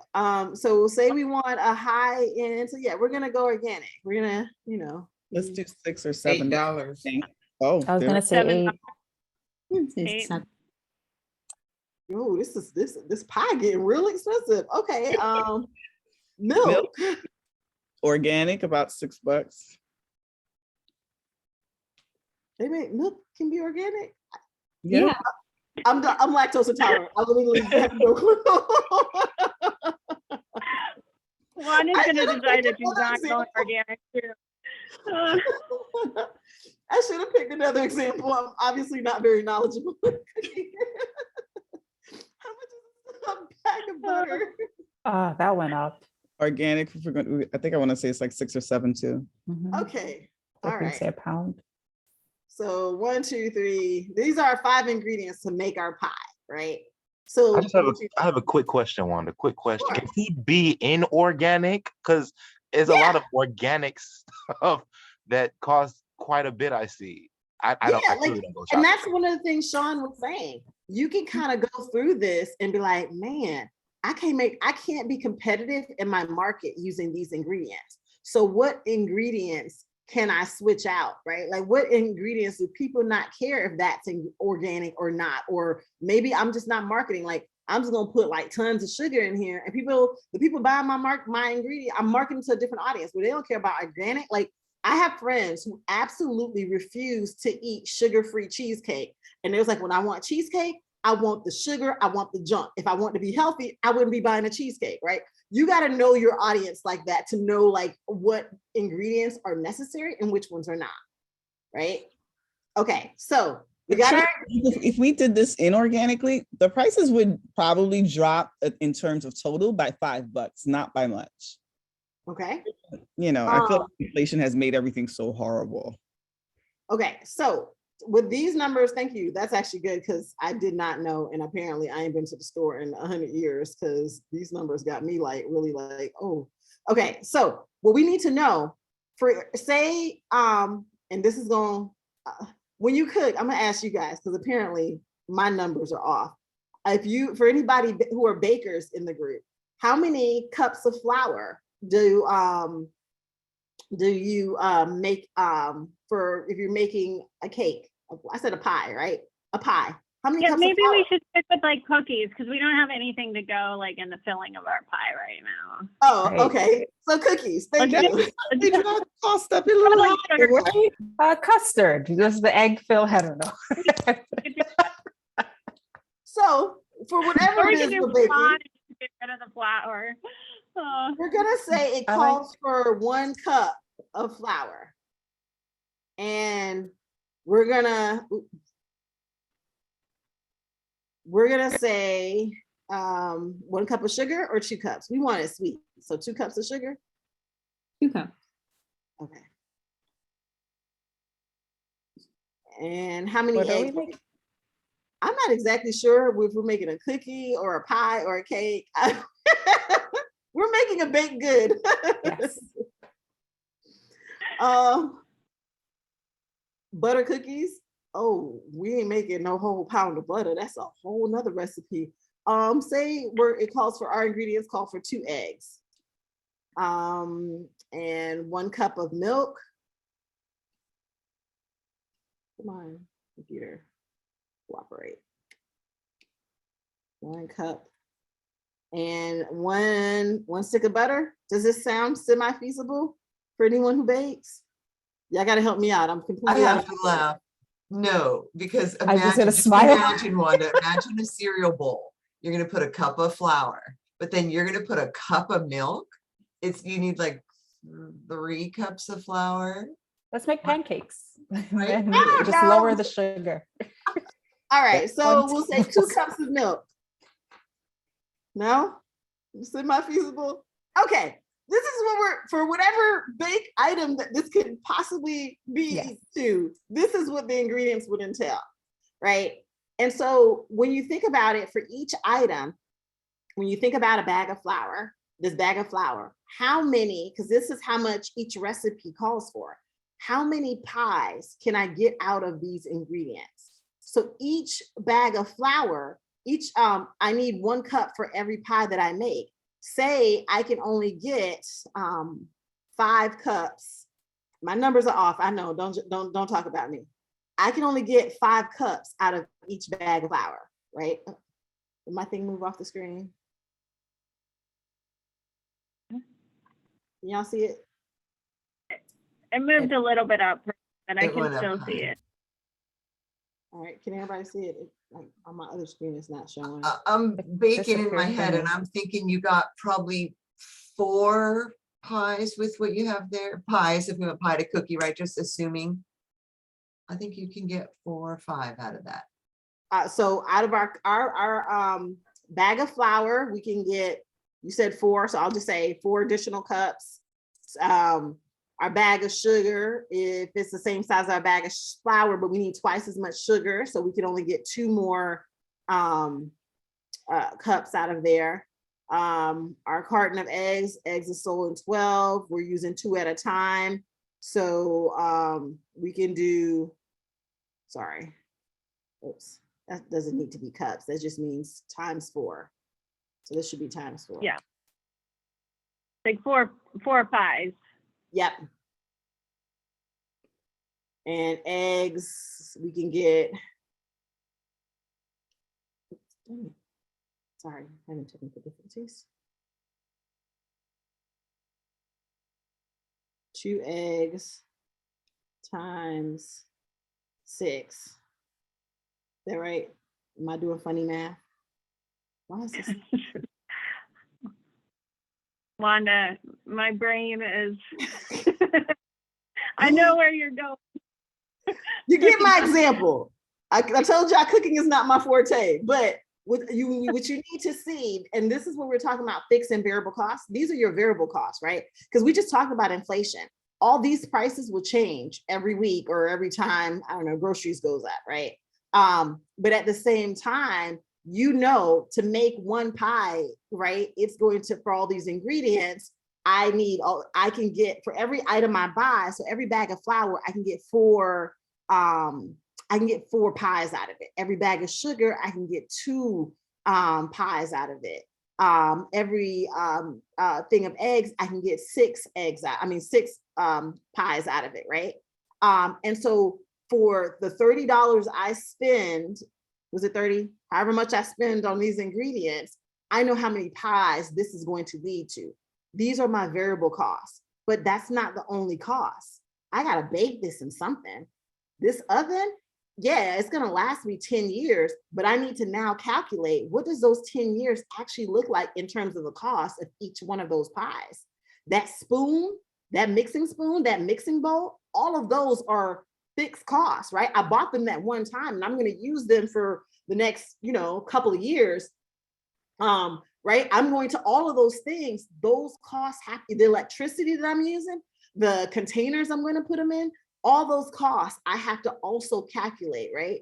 And so these are the things that when you think about, like I had an entrepreneur one time, she was coming up with a line of greeting cards and it was a target audience. And she's like, I'm targeting low income people so they can have a variety. And I want to sell my cards for only $5, no more than $5. When we did her cost breakdown, she would be broke in 6 months if she did that, because it was no way financially feasible coming out of the gate that she can do that, right? Now, as your business grows, these costs change because now you can buy this stuff wholesale, or you can outsource some of this, or you can decide, forget all this organic stuff, we're gonna, right? You make changes as your business grows, right? You use different manufacturers, different suppliers, and then you can get your prices cut down where now you can get closer to that ideal cost. But the startup cost of starting, the cost of starting a business, a lot of your costs are always going to be higher just because you can't buy things at the bulk portion size that your competitors, right?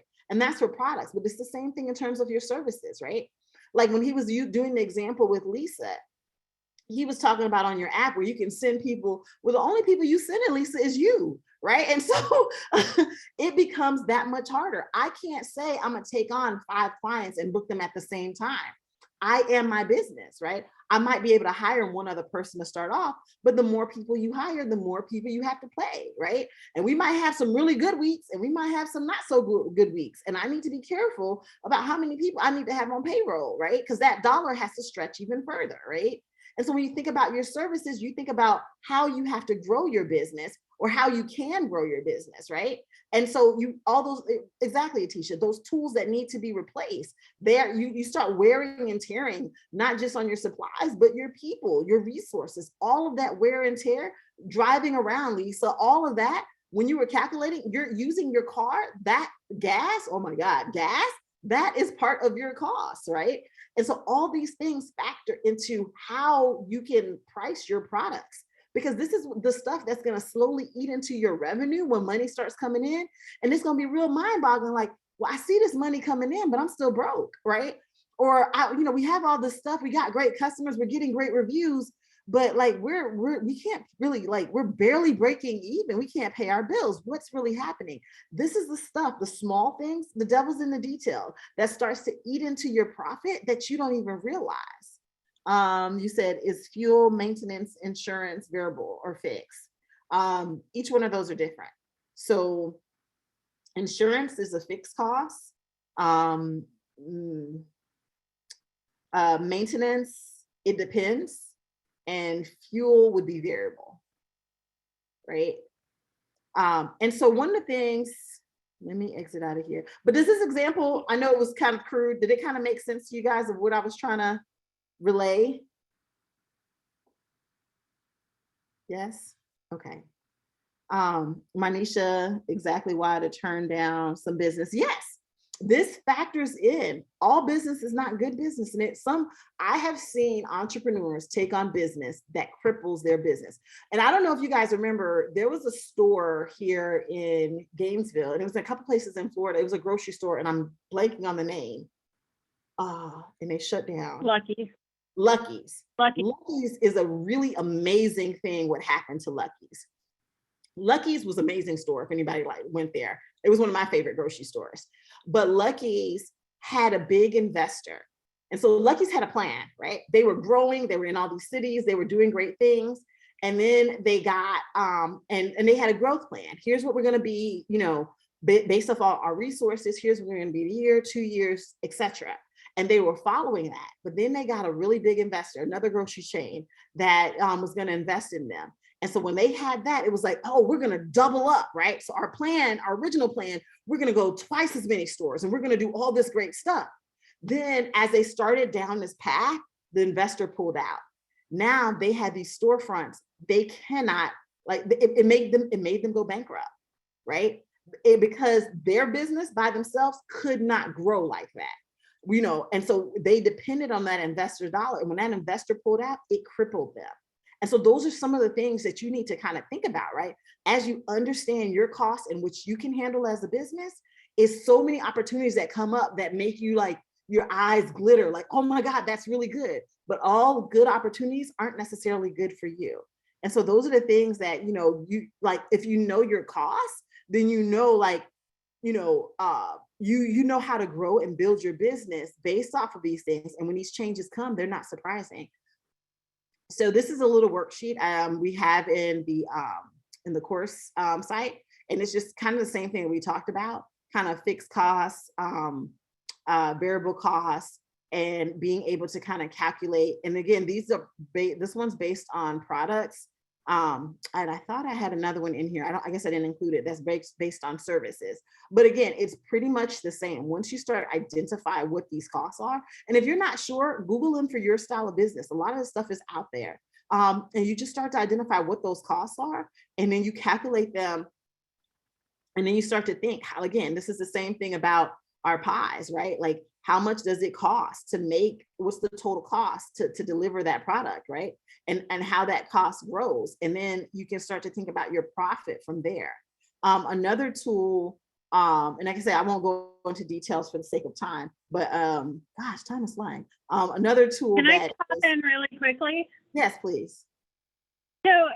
So one of the things that you can also look at is sometimes variable costs can be fixed cost, or there's different ways to do things. And sometimes it's smart to look at different strategies. For instance, if you join an incubator, a lot of times it's just one cost, and, you know, like you can use a ton of server space and electricity and other things.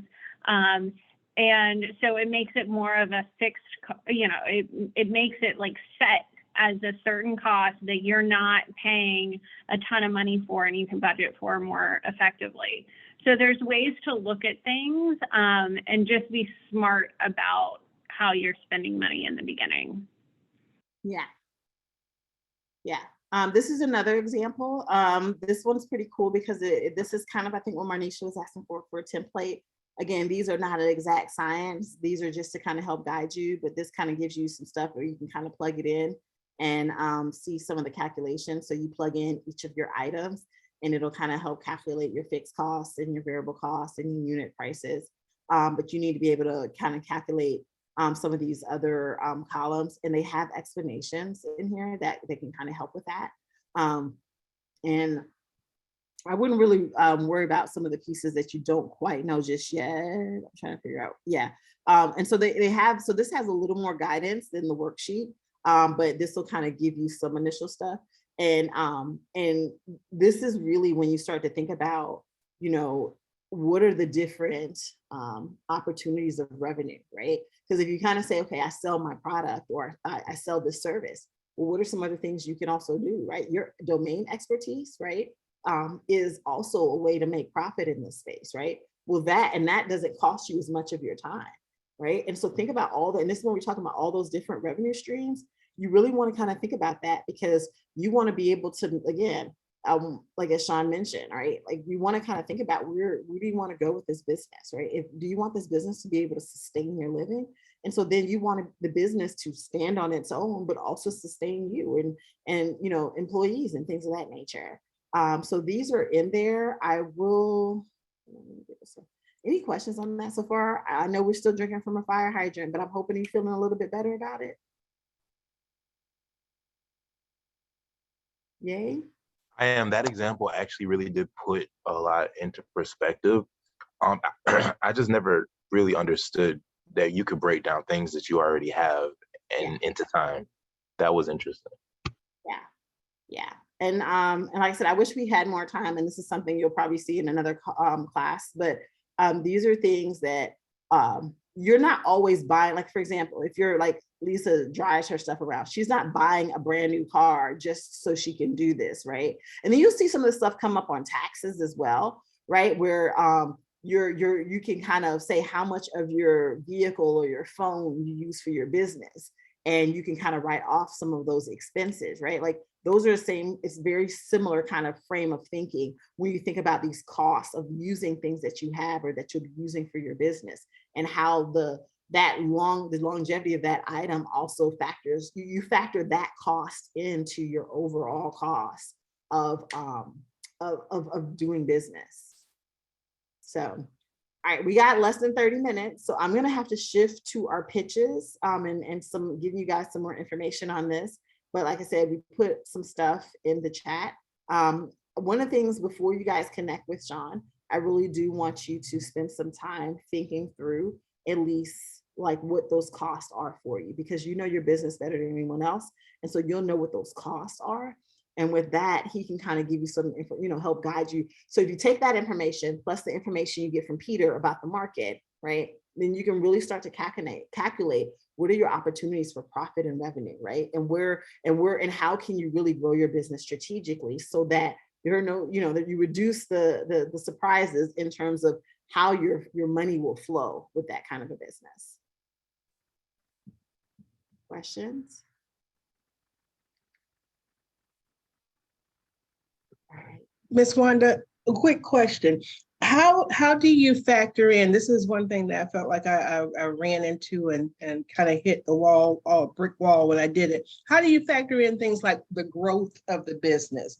For example, if you're starting off with just one or two, small, you're starting off small, but then you get a big thing coming up next. How do you factor in, I'm trying to word this, how do you factor in trying to keep up with that? Because that spreadsheet is going to be constantly changing as the business grows. So are you saying like with that growth in terms of you're hiring new employees, you're getting new supplies? Yeah, like preparing for that, or how do you? I really had to struggle with that. So let me see the document that I last showed you. Notice there is one of the things they look at, because you're making projections, right? And so you're projecting how, so say I'm doing a 5-year, or we'll keep it shorter, a 3-year projection, right? And this is partially understanding your market. So in the next 3 years, what does the research show in terms of how your market is projected to grow, right? And then with you knowing, okay, this is my overall market size. So this is, and market size is like everyone who ever participates in any kind of cleaning whatsoever, right? But that's not really your audience. That's just the overall market size. What is the market size that is capturable? Because all cleaning isn't your cleaning, right? You're not doing like household cleaning. So say the commercial market within the overall market size is X percentage of this overall market size. Out of that commercial market, you're targeting those within your county or surrounding areas, right? And so that's a much smaller number. Right. And so how much of that smaller number are you likely to capture? Right. But of that smaller number, what is the growth rate? So if you know the overall cleaning rate, the overall cleaning market is growing a particular way. And for example, the population in your area or the businesses, for more specifically to you, and this is information we can get like from a lot of our city data. Well, how are the business or the population in the area that you're targeting growing, right? And from there, you can be able to make some projection. Okay, this is the growth rate of my market for the next 3 to 5 years. So if that is the growth rate, say, or you could also use some of your past data, right? Looking in like, because you're an existing business. So look like, okay, we've grown, 3% every year, right? And if that growth continues to happen, and we're going to continue to go 3% every year, then these, and with that growth of 3% every year, we had to add on this amount of people, this amount of resources, et cetera, right? And so if that growth pattern continues, then I need to project X amount of dollars in terms of costs that I'm going to accumulate, but also revenue that I can also accumulate. That got it. Okay. Okay. I see it. Thank you. You're very welcome. Barsha, you said you've done this before? Yeah, I have. So for my, like in early January, I was working on another app that never came to fruition, but I was able to kind of find these templates, kind of like the one you showed, where in Excel, where you kind of input numbers and it calculates for you with those formulas, and like they're laid out in a way that like they have columns for like utilities and like office space and things you wouldn't think of. So I eventually just like looked at other startups and looked at their costs and kind of modeled my costs after theirs, if the startup was similar. And then I put those numbers in, and it was an estimate, but it was an okay financial projection for like 3 to 5 years. Awesome. That's good to know. So it's a method that works and can work for you. You just got to make it work.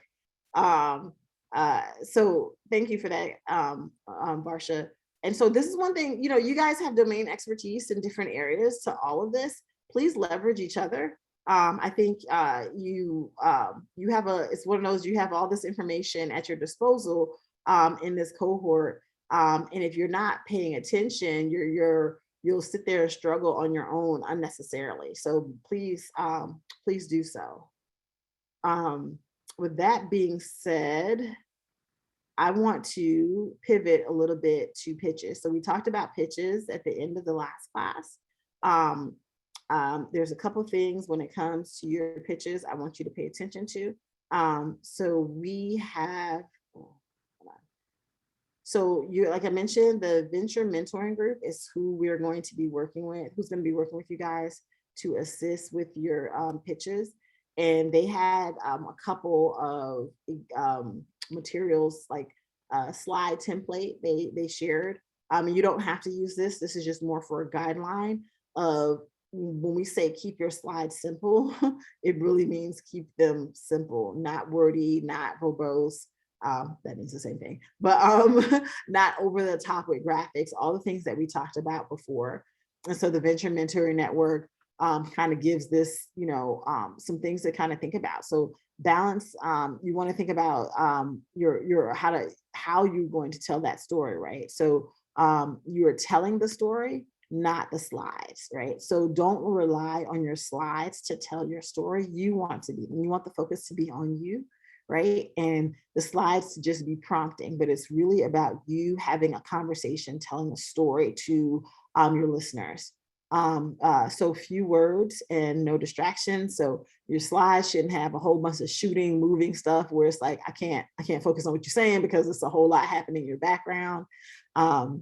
You want to, the audience must get it in seconds, right? And so they shouldn't have to get your 10-week, they shouldn't have to hear about your 10-week journey for them to really understand your business, right? Within the first few seconds, it should be very clear what your business is about to your audience, right? And so that is something you want to drive home at the very beginning, in the middle, and in the end, right? So tell them again, and tell them, how does it say? Tell them again, and then tell them again, something. Then you tell them what you're going to tell them, you tell them, and then you tell them what you told them. Yes, that part, which she said.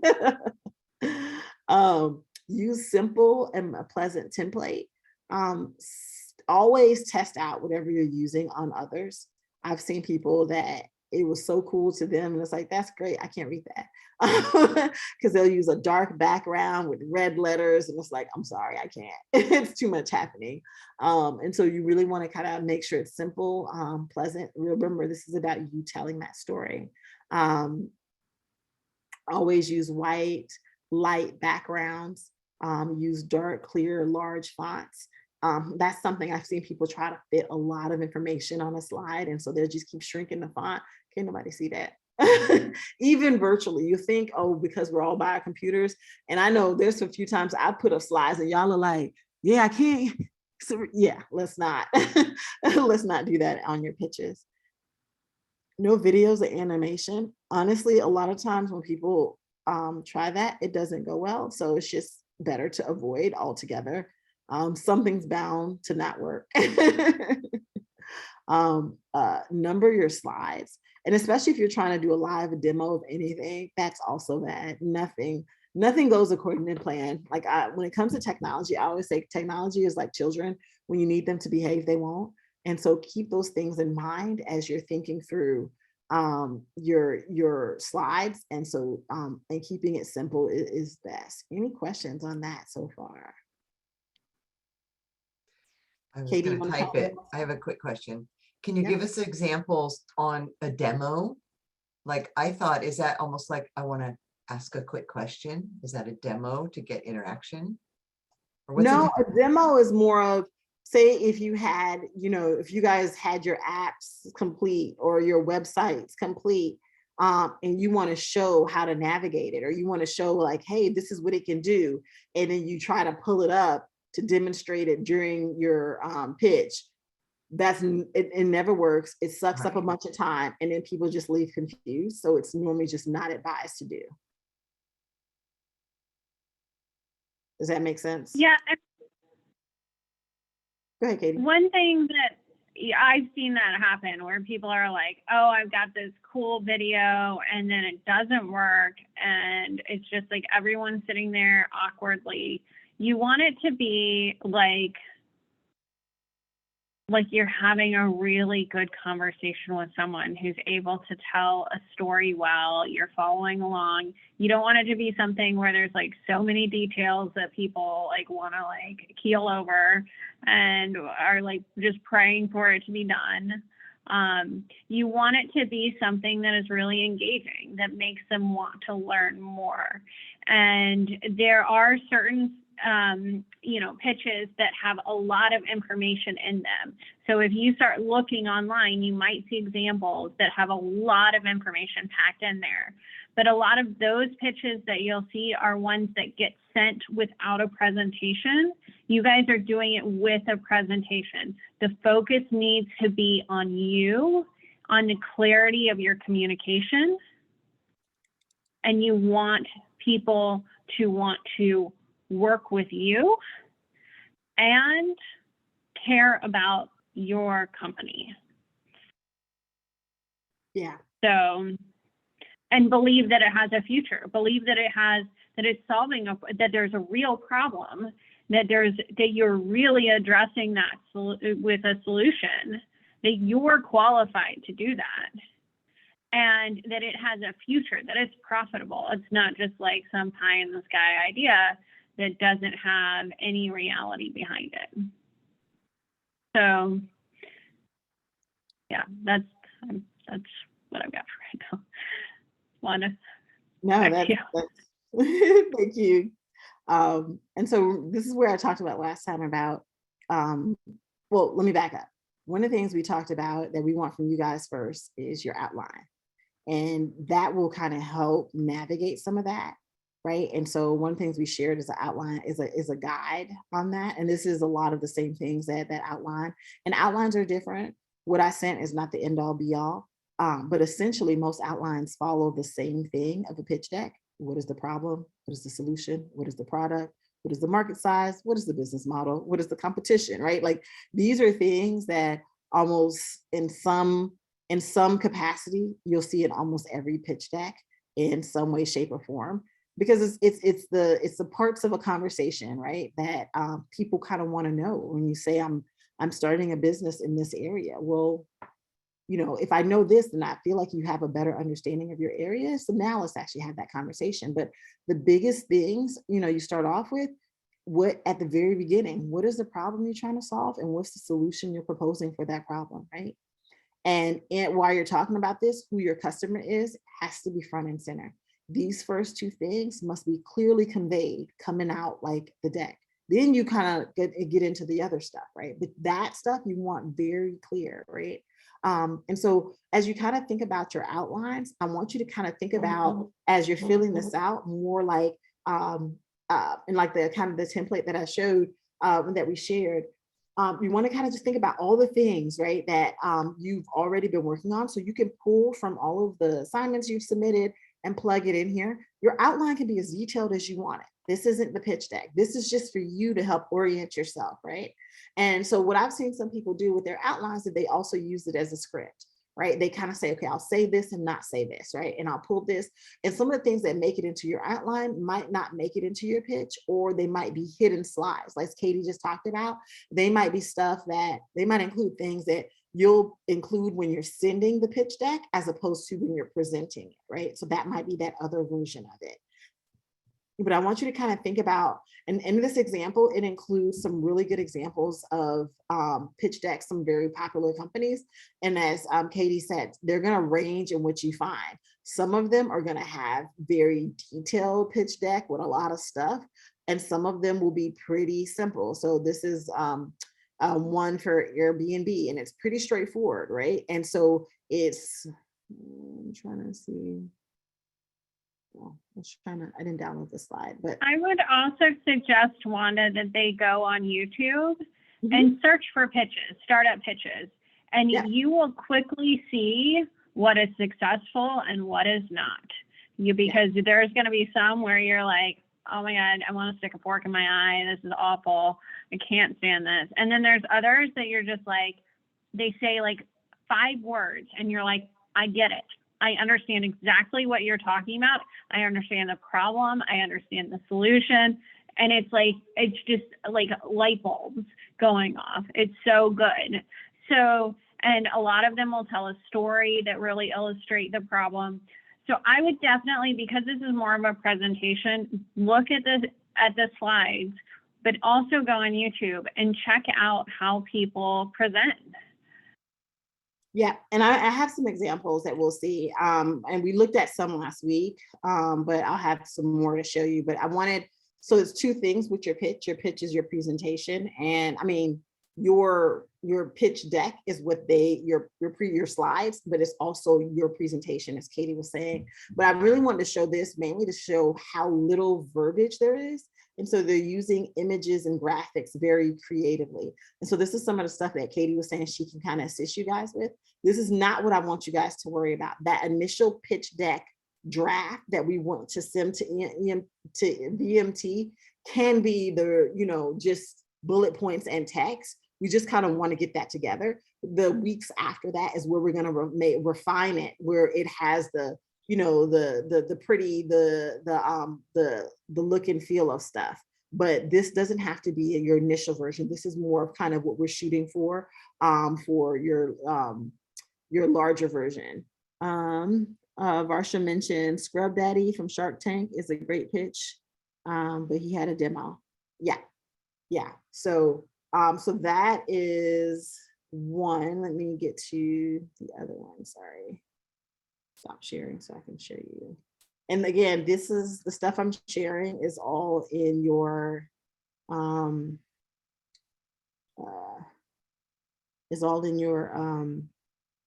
I apologize for not having these queued up ahead of time, and my computer is not cooperating. It's all in your resources for today's class. So there is a show, I don't know if it was on how I found out about this show, but they have, it's just called Elevator Pitch. And so you can, and they literally put people in an elevator and let them pitch, and they ride up. And if the investors are interested in you, then they open the elevator door. If not, they send you back down. And we won't get into a whole lot of these, but I wanted to show one of their examples.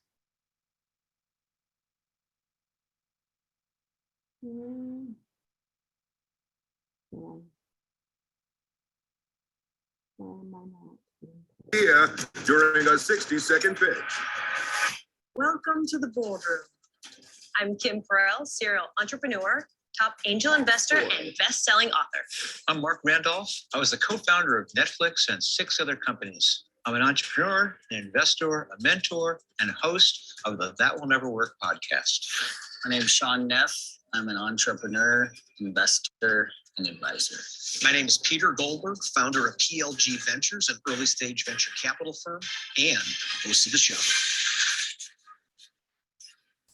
It's Entrepreneur Elevator Pitch, presented by Amazon Business, with support from State Farm and T-Mobile for Business. Who's ready to make some big bucks? Let's hear the first pitch. It's kind of. I co-founded Fulton with Libby Mochen. We met in business school and have been working on this ever since.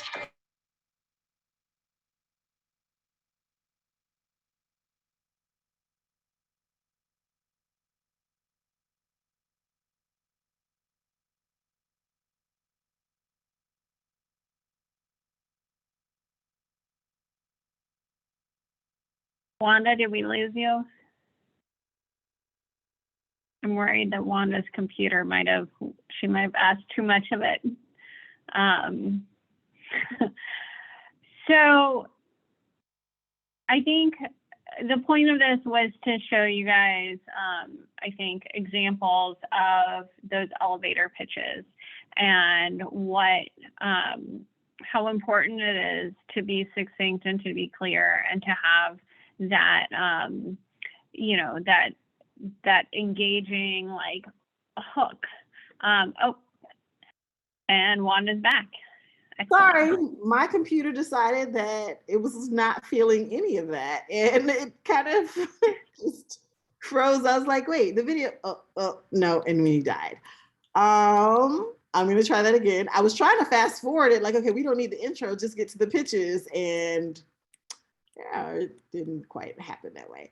All right, so let me get, and I won't get to like a lot of this because sake of time, but I do want you guys to at least kind of see a couple of these different pitches. Okay. Fast forward before.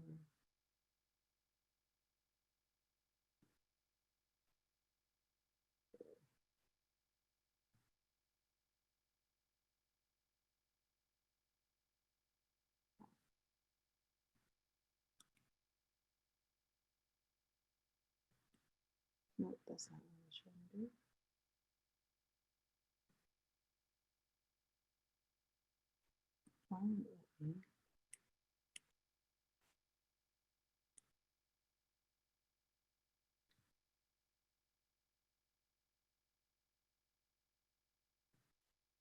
Oh, because I have it full screen up. Okay. Bear with me. And this is why we talked about not doing demos. I am my best example of how things go wrong when you're trying to do a live demo. Alrighty.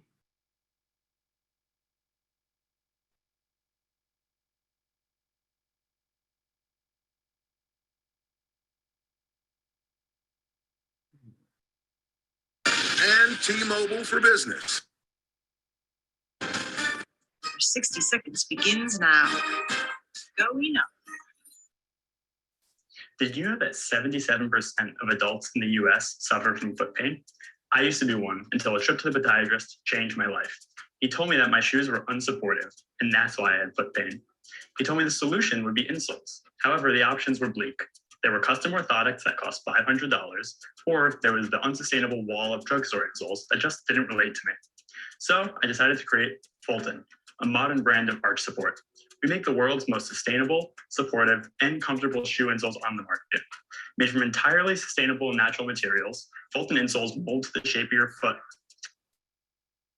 Oh my gosh, I can't win. Okay. I get random. Did they let him off the elevator? Gotta know. Right, like I, of course, insert We random. talked about how much they cost. That's what I was waiting for. We launched the brand about 6 months ago and have been amazed by the customer response.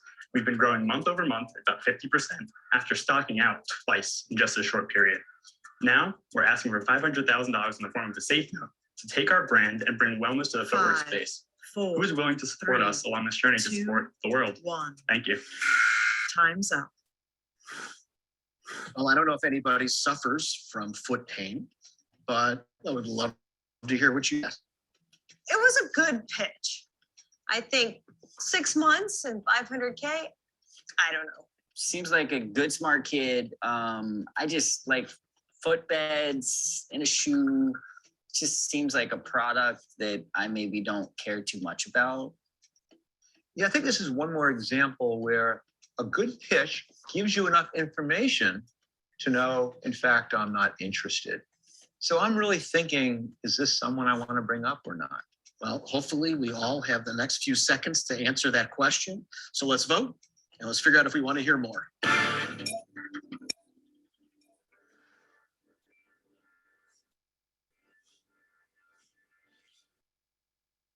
Okay, so we saw with his pitch, he wasn't a bad pitch, but notice the things they commented on, right? It's all the things that we've been talking about. Do you really sell your brand?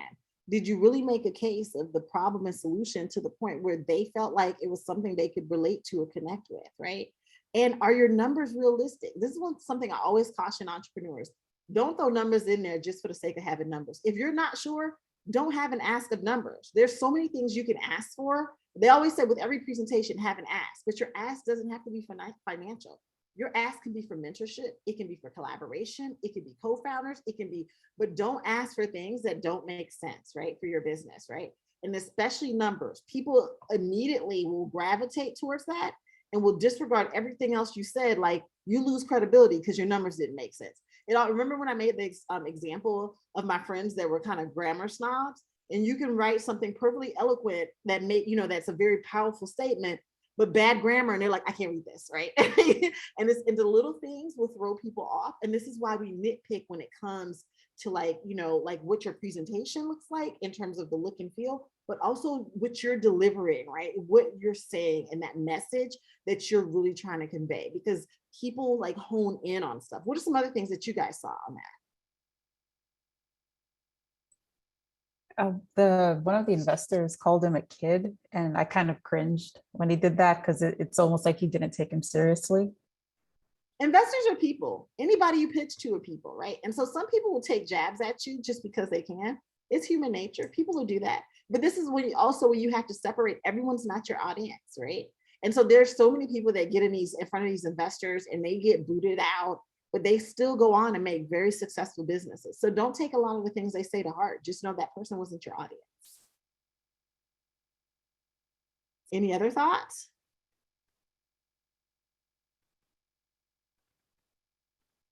Katie, did you have thoughts? So, I think that the point about actually giving enough information that people can say yes or no, investors usually have their own set of priorities and things that they like to fund. So like Wanda said, if people aren't interested, it doesn't mean that it's a failure. It doesn't mean, it could just not be their cup of tea. You could be trying to pitch gardening something or other to someone who makes medical supplies, and there's no way they're going to fund you. They're just not going to do it. And that's okay. So, it's very easy because you're putting so much of your heart into pitches usually, and it's an uncomfortable situation anyway, for most people. Some people love it. But it's very easy to this is your newborn baby and you're putting it out there and you feel like someone just smashes it and you're like what happened? And sometimes that is that maybe you made a misstep. And then other times it might just be a misalignment or that you're not far enough along for that type of investor. There's different types of investors who will invest at you at different stages. So really just, and that also, for a later date, Wanda, are we going to be having questions for the pitches? Having questions for the pitches?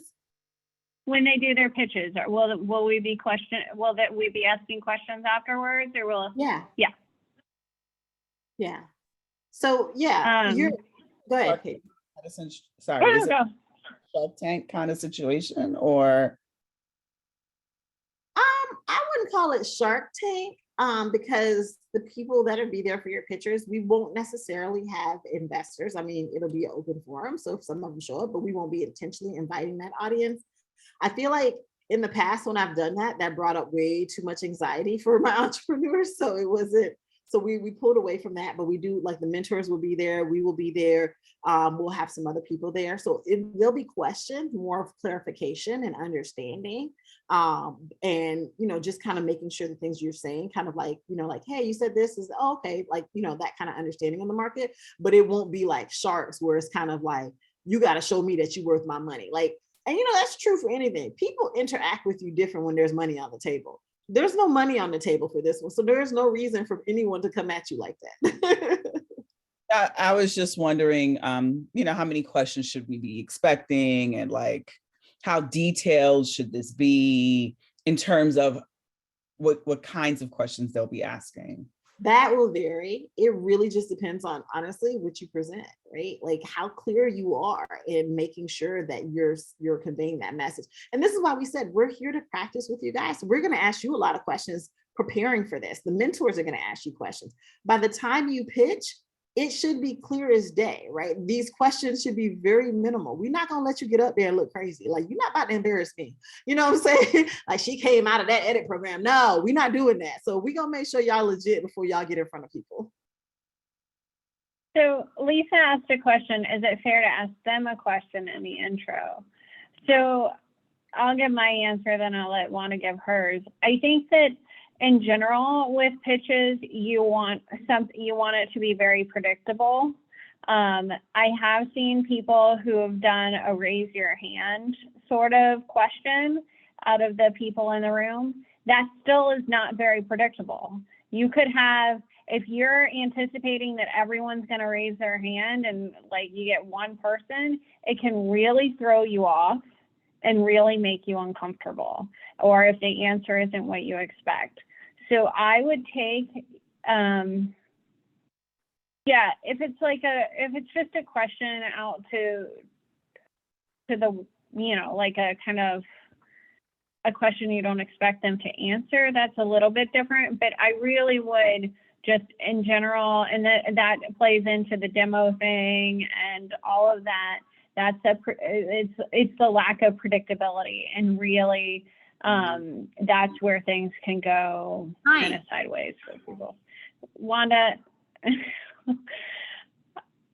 random her technologies is going sideways right now. Yes. I completely agree with Katie. I have seen it gone very poorly, where people don't respond the way you expect them, or sometimes it completely derails the pitch, where, I mean, they might all be in favor, but now they've started a whole nother conversation and you can't get them to focus again, right? Like, I've seen it gone in both ways, good and bad, but it's so unpredictable.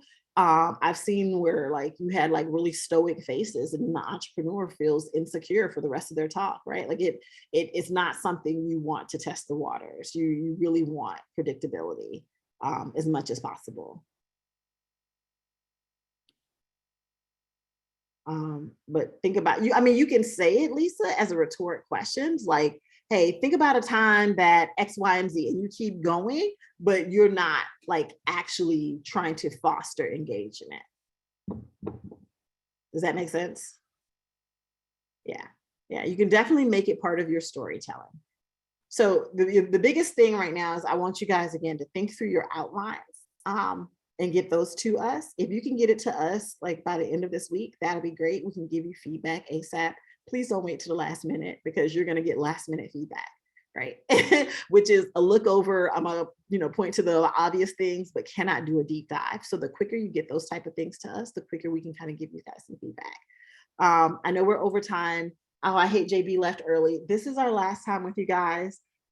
It has our last regular time. Like I said, we'll have office hours and stuff, but it's been truly a pleasure. I want to first say thank you for y'all for kind of going hard. It's not a whole lot of people that are willing to sacrifice, 4 hours a week for 10 weeks of their lives to work towards something that they're passionate about. So we really recognize that and we honor you for that. And we're so excited to see how your business grows and all the amazing things that you guys do beyond this point. And we're here, like, even though we're not in the cohort, you know, you got our numbers, you have our information. I'm here. I have entrepreneurs since my 2017 cohort that are still pulling on me for something, right? That, you know, I'm so excited to kind of see their progress, and the same thing. And you guys are a part of that family. And so definitely reach out, connect. Like I said, our next round, our IP to market program is coming on board in the spring. In the fall. It'll also be offered in the spring. So if you need some time after this to kind of work through some things before you're ready for that, please feel free to apply in the spring. If you feel like, you know, you're at the point where you're ready to really think through monetization, please apply to that for the September cohort. We got a lot of cool things happening. We're actually kicking off a business certification program next month. So if you want your business to get certified to do business with the federal and state, we do have a program that we're kicking off to help you with that. So it doesn't pay for certification, it's more guidance, so you know how to get the right documents in place, filled out, and ready for that. And that's something we're doing in partnership with other entities here in Florida that we get to help support the same type of businesses that we've been working with. And so we're just super excited for you guys in your journey. Special thanks to Katie and JB, who have been truly working like crazy behind the scenes. It's I call it the duck syndrome, right? Like when you kind of see a duck in a pond, they're kind of nice and calm on top of the pond, but underneath they're, you know, paddling for dear life like hell. Like, and so that's kind of Katie and JB. They're running around behind the scenes and make things look totally normal. When you guys show up here Monday and Wednesdays, you have no idea what kind of fires they're normally putting out so that class and your resources are there when you need it, and that we're available for you. So hats off for them for truly being supportive, because I know working with me isn't easy. So I appreciate y'all. Katie, did you have any closing parting words? I do. I just want to say that it is such a joy for me and such a privilege for me to be able to join you guys on your journey. And like, as you discover stuff about yourself and about your business, and as you grow it, like, I just feel so lucky to have the job that I have. And I like genuinely want to know how your businesses go. Like, Atisha, if you have like an in-person event, like, I want to be there. Like, and that's not just like lip service, that's like real. I want to be there. Like I would probably get my feelings hurt if I like saw that it happened and I didn't know. So I want to support you guys. Dale, if you write another book, and, you know, definitely let me know. You know, I want to watch your technologies develop. So please feel free to reach out. I'm gonna put my, okay, that is my cell phone. You guys can text me, whatever. I am sometimes bad about being immediately responsive. I will tell you that right away, because when I'm like deep in a project, sometimes I like get lost for a few days. But I would love to, I would love to hear from you still. So congratulations on all the hard work that you've done, and thank you for taking all of our feedback and giving it good thought, and really we're excited for you. So that's what I've got. All right, guys, before we all hop off, if I can have everyone turn on their cameras for a hot second so we can do a quick screenshot of, like, this is the 2022 first cohort of our 10 and 5 program. And so we just want to, like, you know, celebrate you guys. Katie, my computer is being funky. Can you do the screenshot? Ines, you gotta look a little happy. Okay.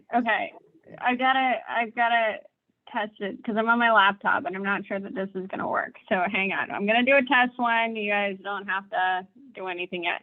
Okay, that does work, but it turns me obviously very dark. We'll just try to see it. can everyone take off their little mute so it looks like we're not all muted We're all people. talking. All right. Marnisha, Christopher, take that mute off. Thank you. All right, ready? Here we go, everyone. 3, 2, 1. Okay, we'll do another one. Okay, excellent. Thank you guys. I think I got it. Thank you. So, and we will see you in office hours, and we will also see you in your like pitch rehearsals. So this is not goodbye. This is just a so long for now. So yes, definitely. Y'all have a good evening. Thank you guys for all your hard work and time. Continue to be awesome. Good night. Before you go, Wanda, I want to ask you a quick question. I might have a quick answer. Okay. How much is your time worth? Because we've been talking about time all this time, and you've actually just been doing this for just out of the goodness of your heart, because I don't think we're paying you. So this is part of my grant, so the grant does pay me. Okay, I got so out of the goodness of my heart doesn't mean I can't eat, right? So, and that's real, and I appreciate it. So Can yeah. I throw one last question on that? Part of our like the pitch deck and the funding, can that be like asking, like you said, the ask to support us or minimum support in our next year? Is that what do you mean, like cash support?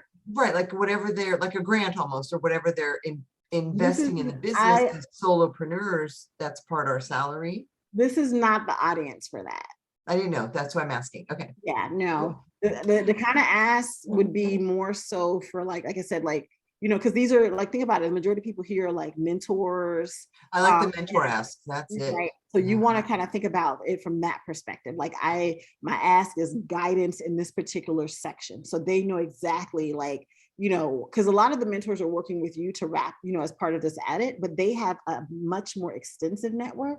You want to be brought into that network where those mentors can stay with you to connect you with people that can actually provide you with the answers to those asks, right? Because they have the network with like, I have a friend or I have an investor or I know I'm part of an investment network that can do those type of things. But this isn't the audience for that, but they're connected to that community. Good to know. Thank you all so much. You're welcome. Del, did I answer your question? Yes and no, but it's fine.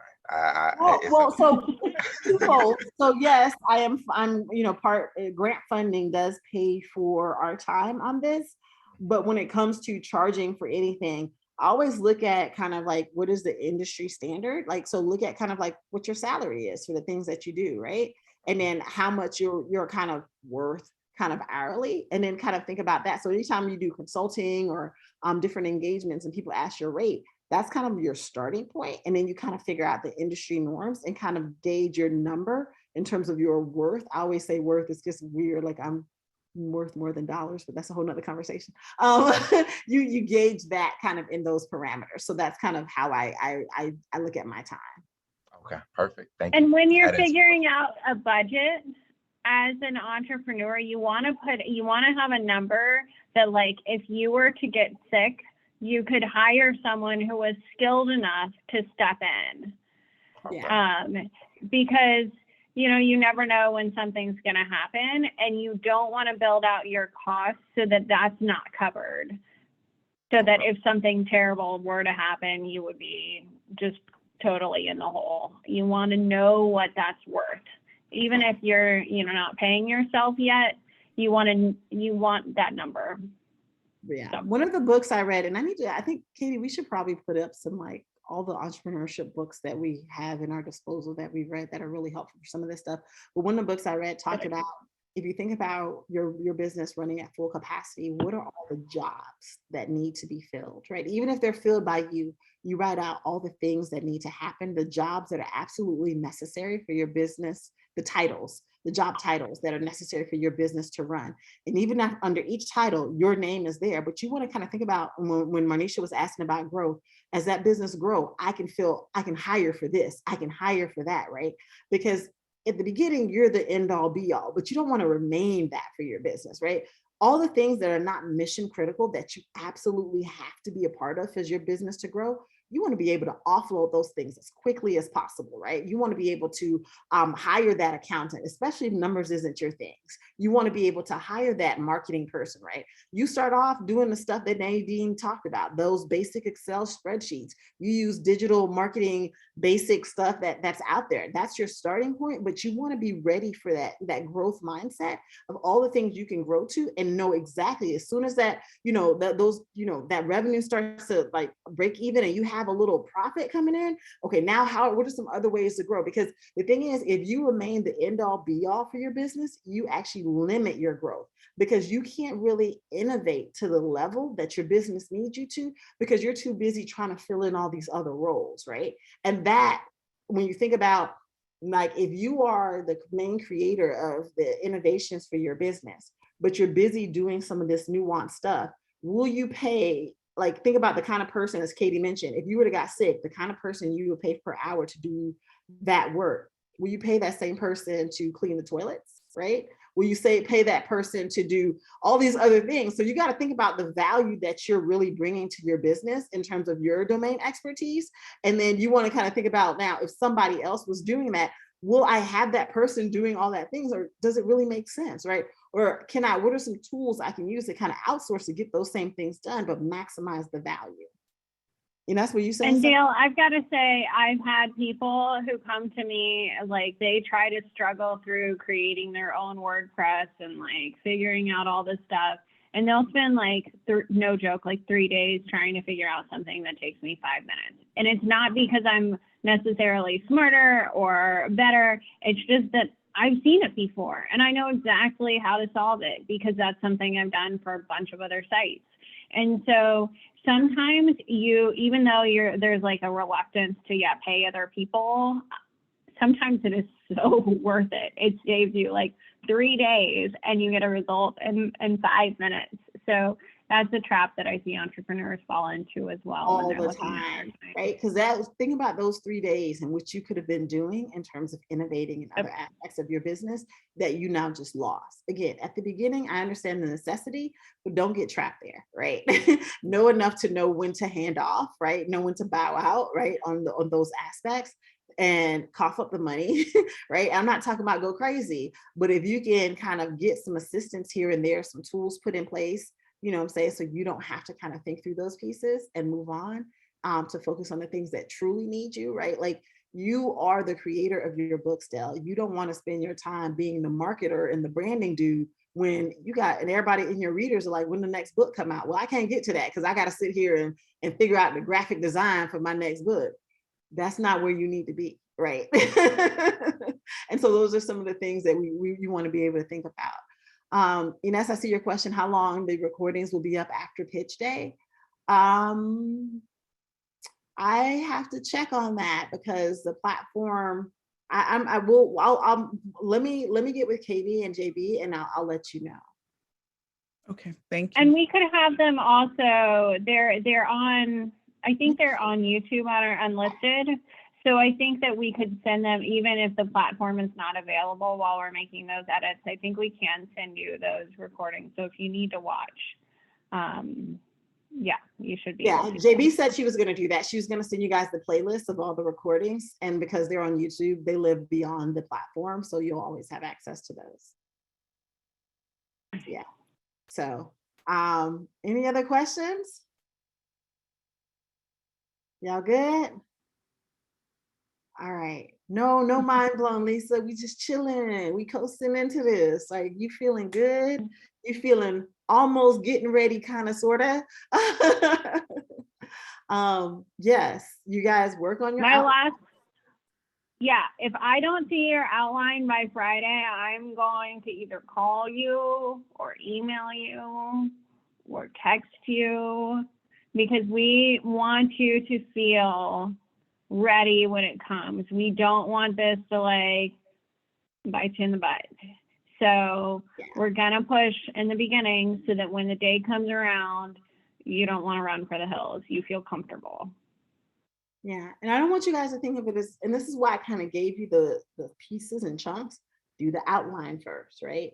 do the draft of if you work on it that way, it doesn't feel so daunting, right? The outline is just going through your 10 weeks of material, pull out your problem statement, make sure it identifies your customer, pull out your solution, and the things you don't know, the stuff later down, the traction, question marks there, right? So we can figure those things out. If you haven't met with Peter yet and you're not exactly sure your market size, just put a question mark or comment, meeting with Peter X day, right? Like just kind of make sure you put in the things you know. That top part should be very much the things you've already pulled. So you're pulling from your presentation and you're pulling those things, and the things you have to figure out, you make a note of here's how you're going to get those questions identified and figure out those pieces, right? And then we just grow like that. So this is just baby steps. So you make that, 10 million, that 10-mile march, one step at a time. This is that step, right? Take that next step and you're going to get there. You guys are doing great. I'm so proud of you. A lot of people, I think we started off with almost like 15 people in this cohort and we're down to 8. Like that's progress. You guys held on. And so you persisted. So continue. You're doing great. All right. Y'all have a wonderful evening. And we look forward for those outlines. So if you're having a hard time with your outline, and if this is an overwhelming thing, and you like really stuck, reach out to me, please. Like, I don't want anyone to feel terrible here. This is an exciting journey. This is not something where we should be crying or in desperate straits. So reach out to me and I'm happy to help. But don't reach out to Katie with a blank page. Just saying. This is also true. You should have at least tried something before you reach out. So, all right. All right. Do you have a time to be contacted? Yeah, just reach out. We'll reach out to Katie and she can work out a time with you. All right. Yeah, it's probably better just to text me. So just, you got my number, just text me if you're having a hard time and I'll call you back when I'm able to. I don't have my alerts set up. There's no notification. So even if you like text me at 3 in the morning, you're not going to wake me up or something. I'll just respond when I can. So, all right. Good luck, everybody. Bye-bye. Bye.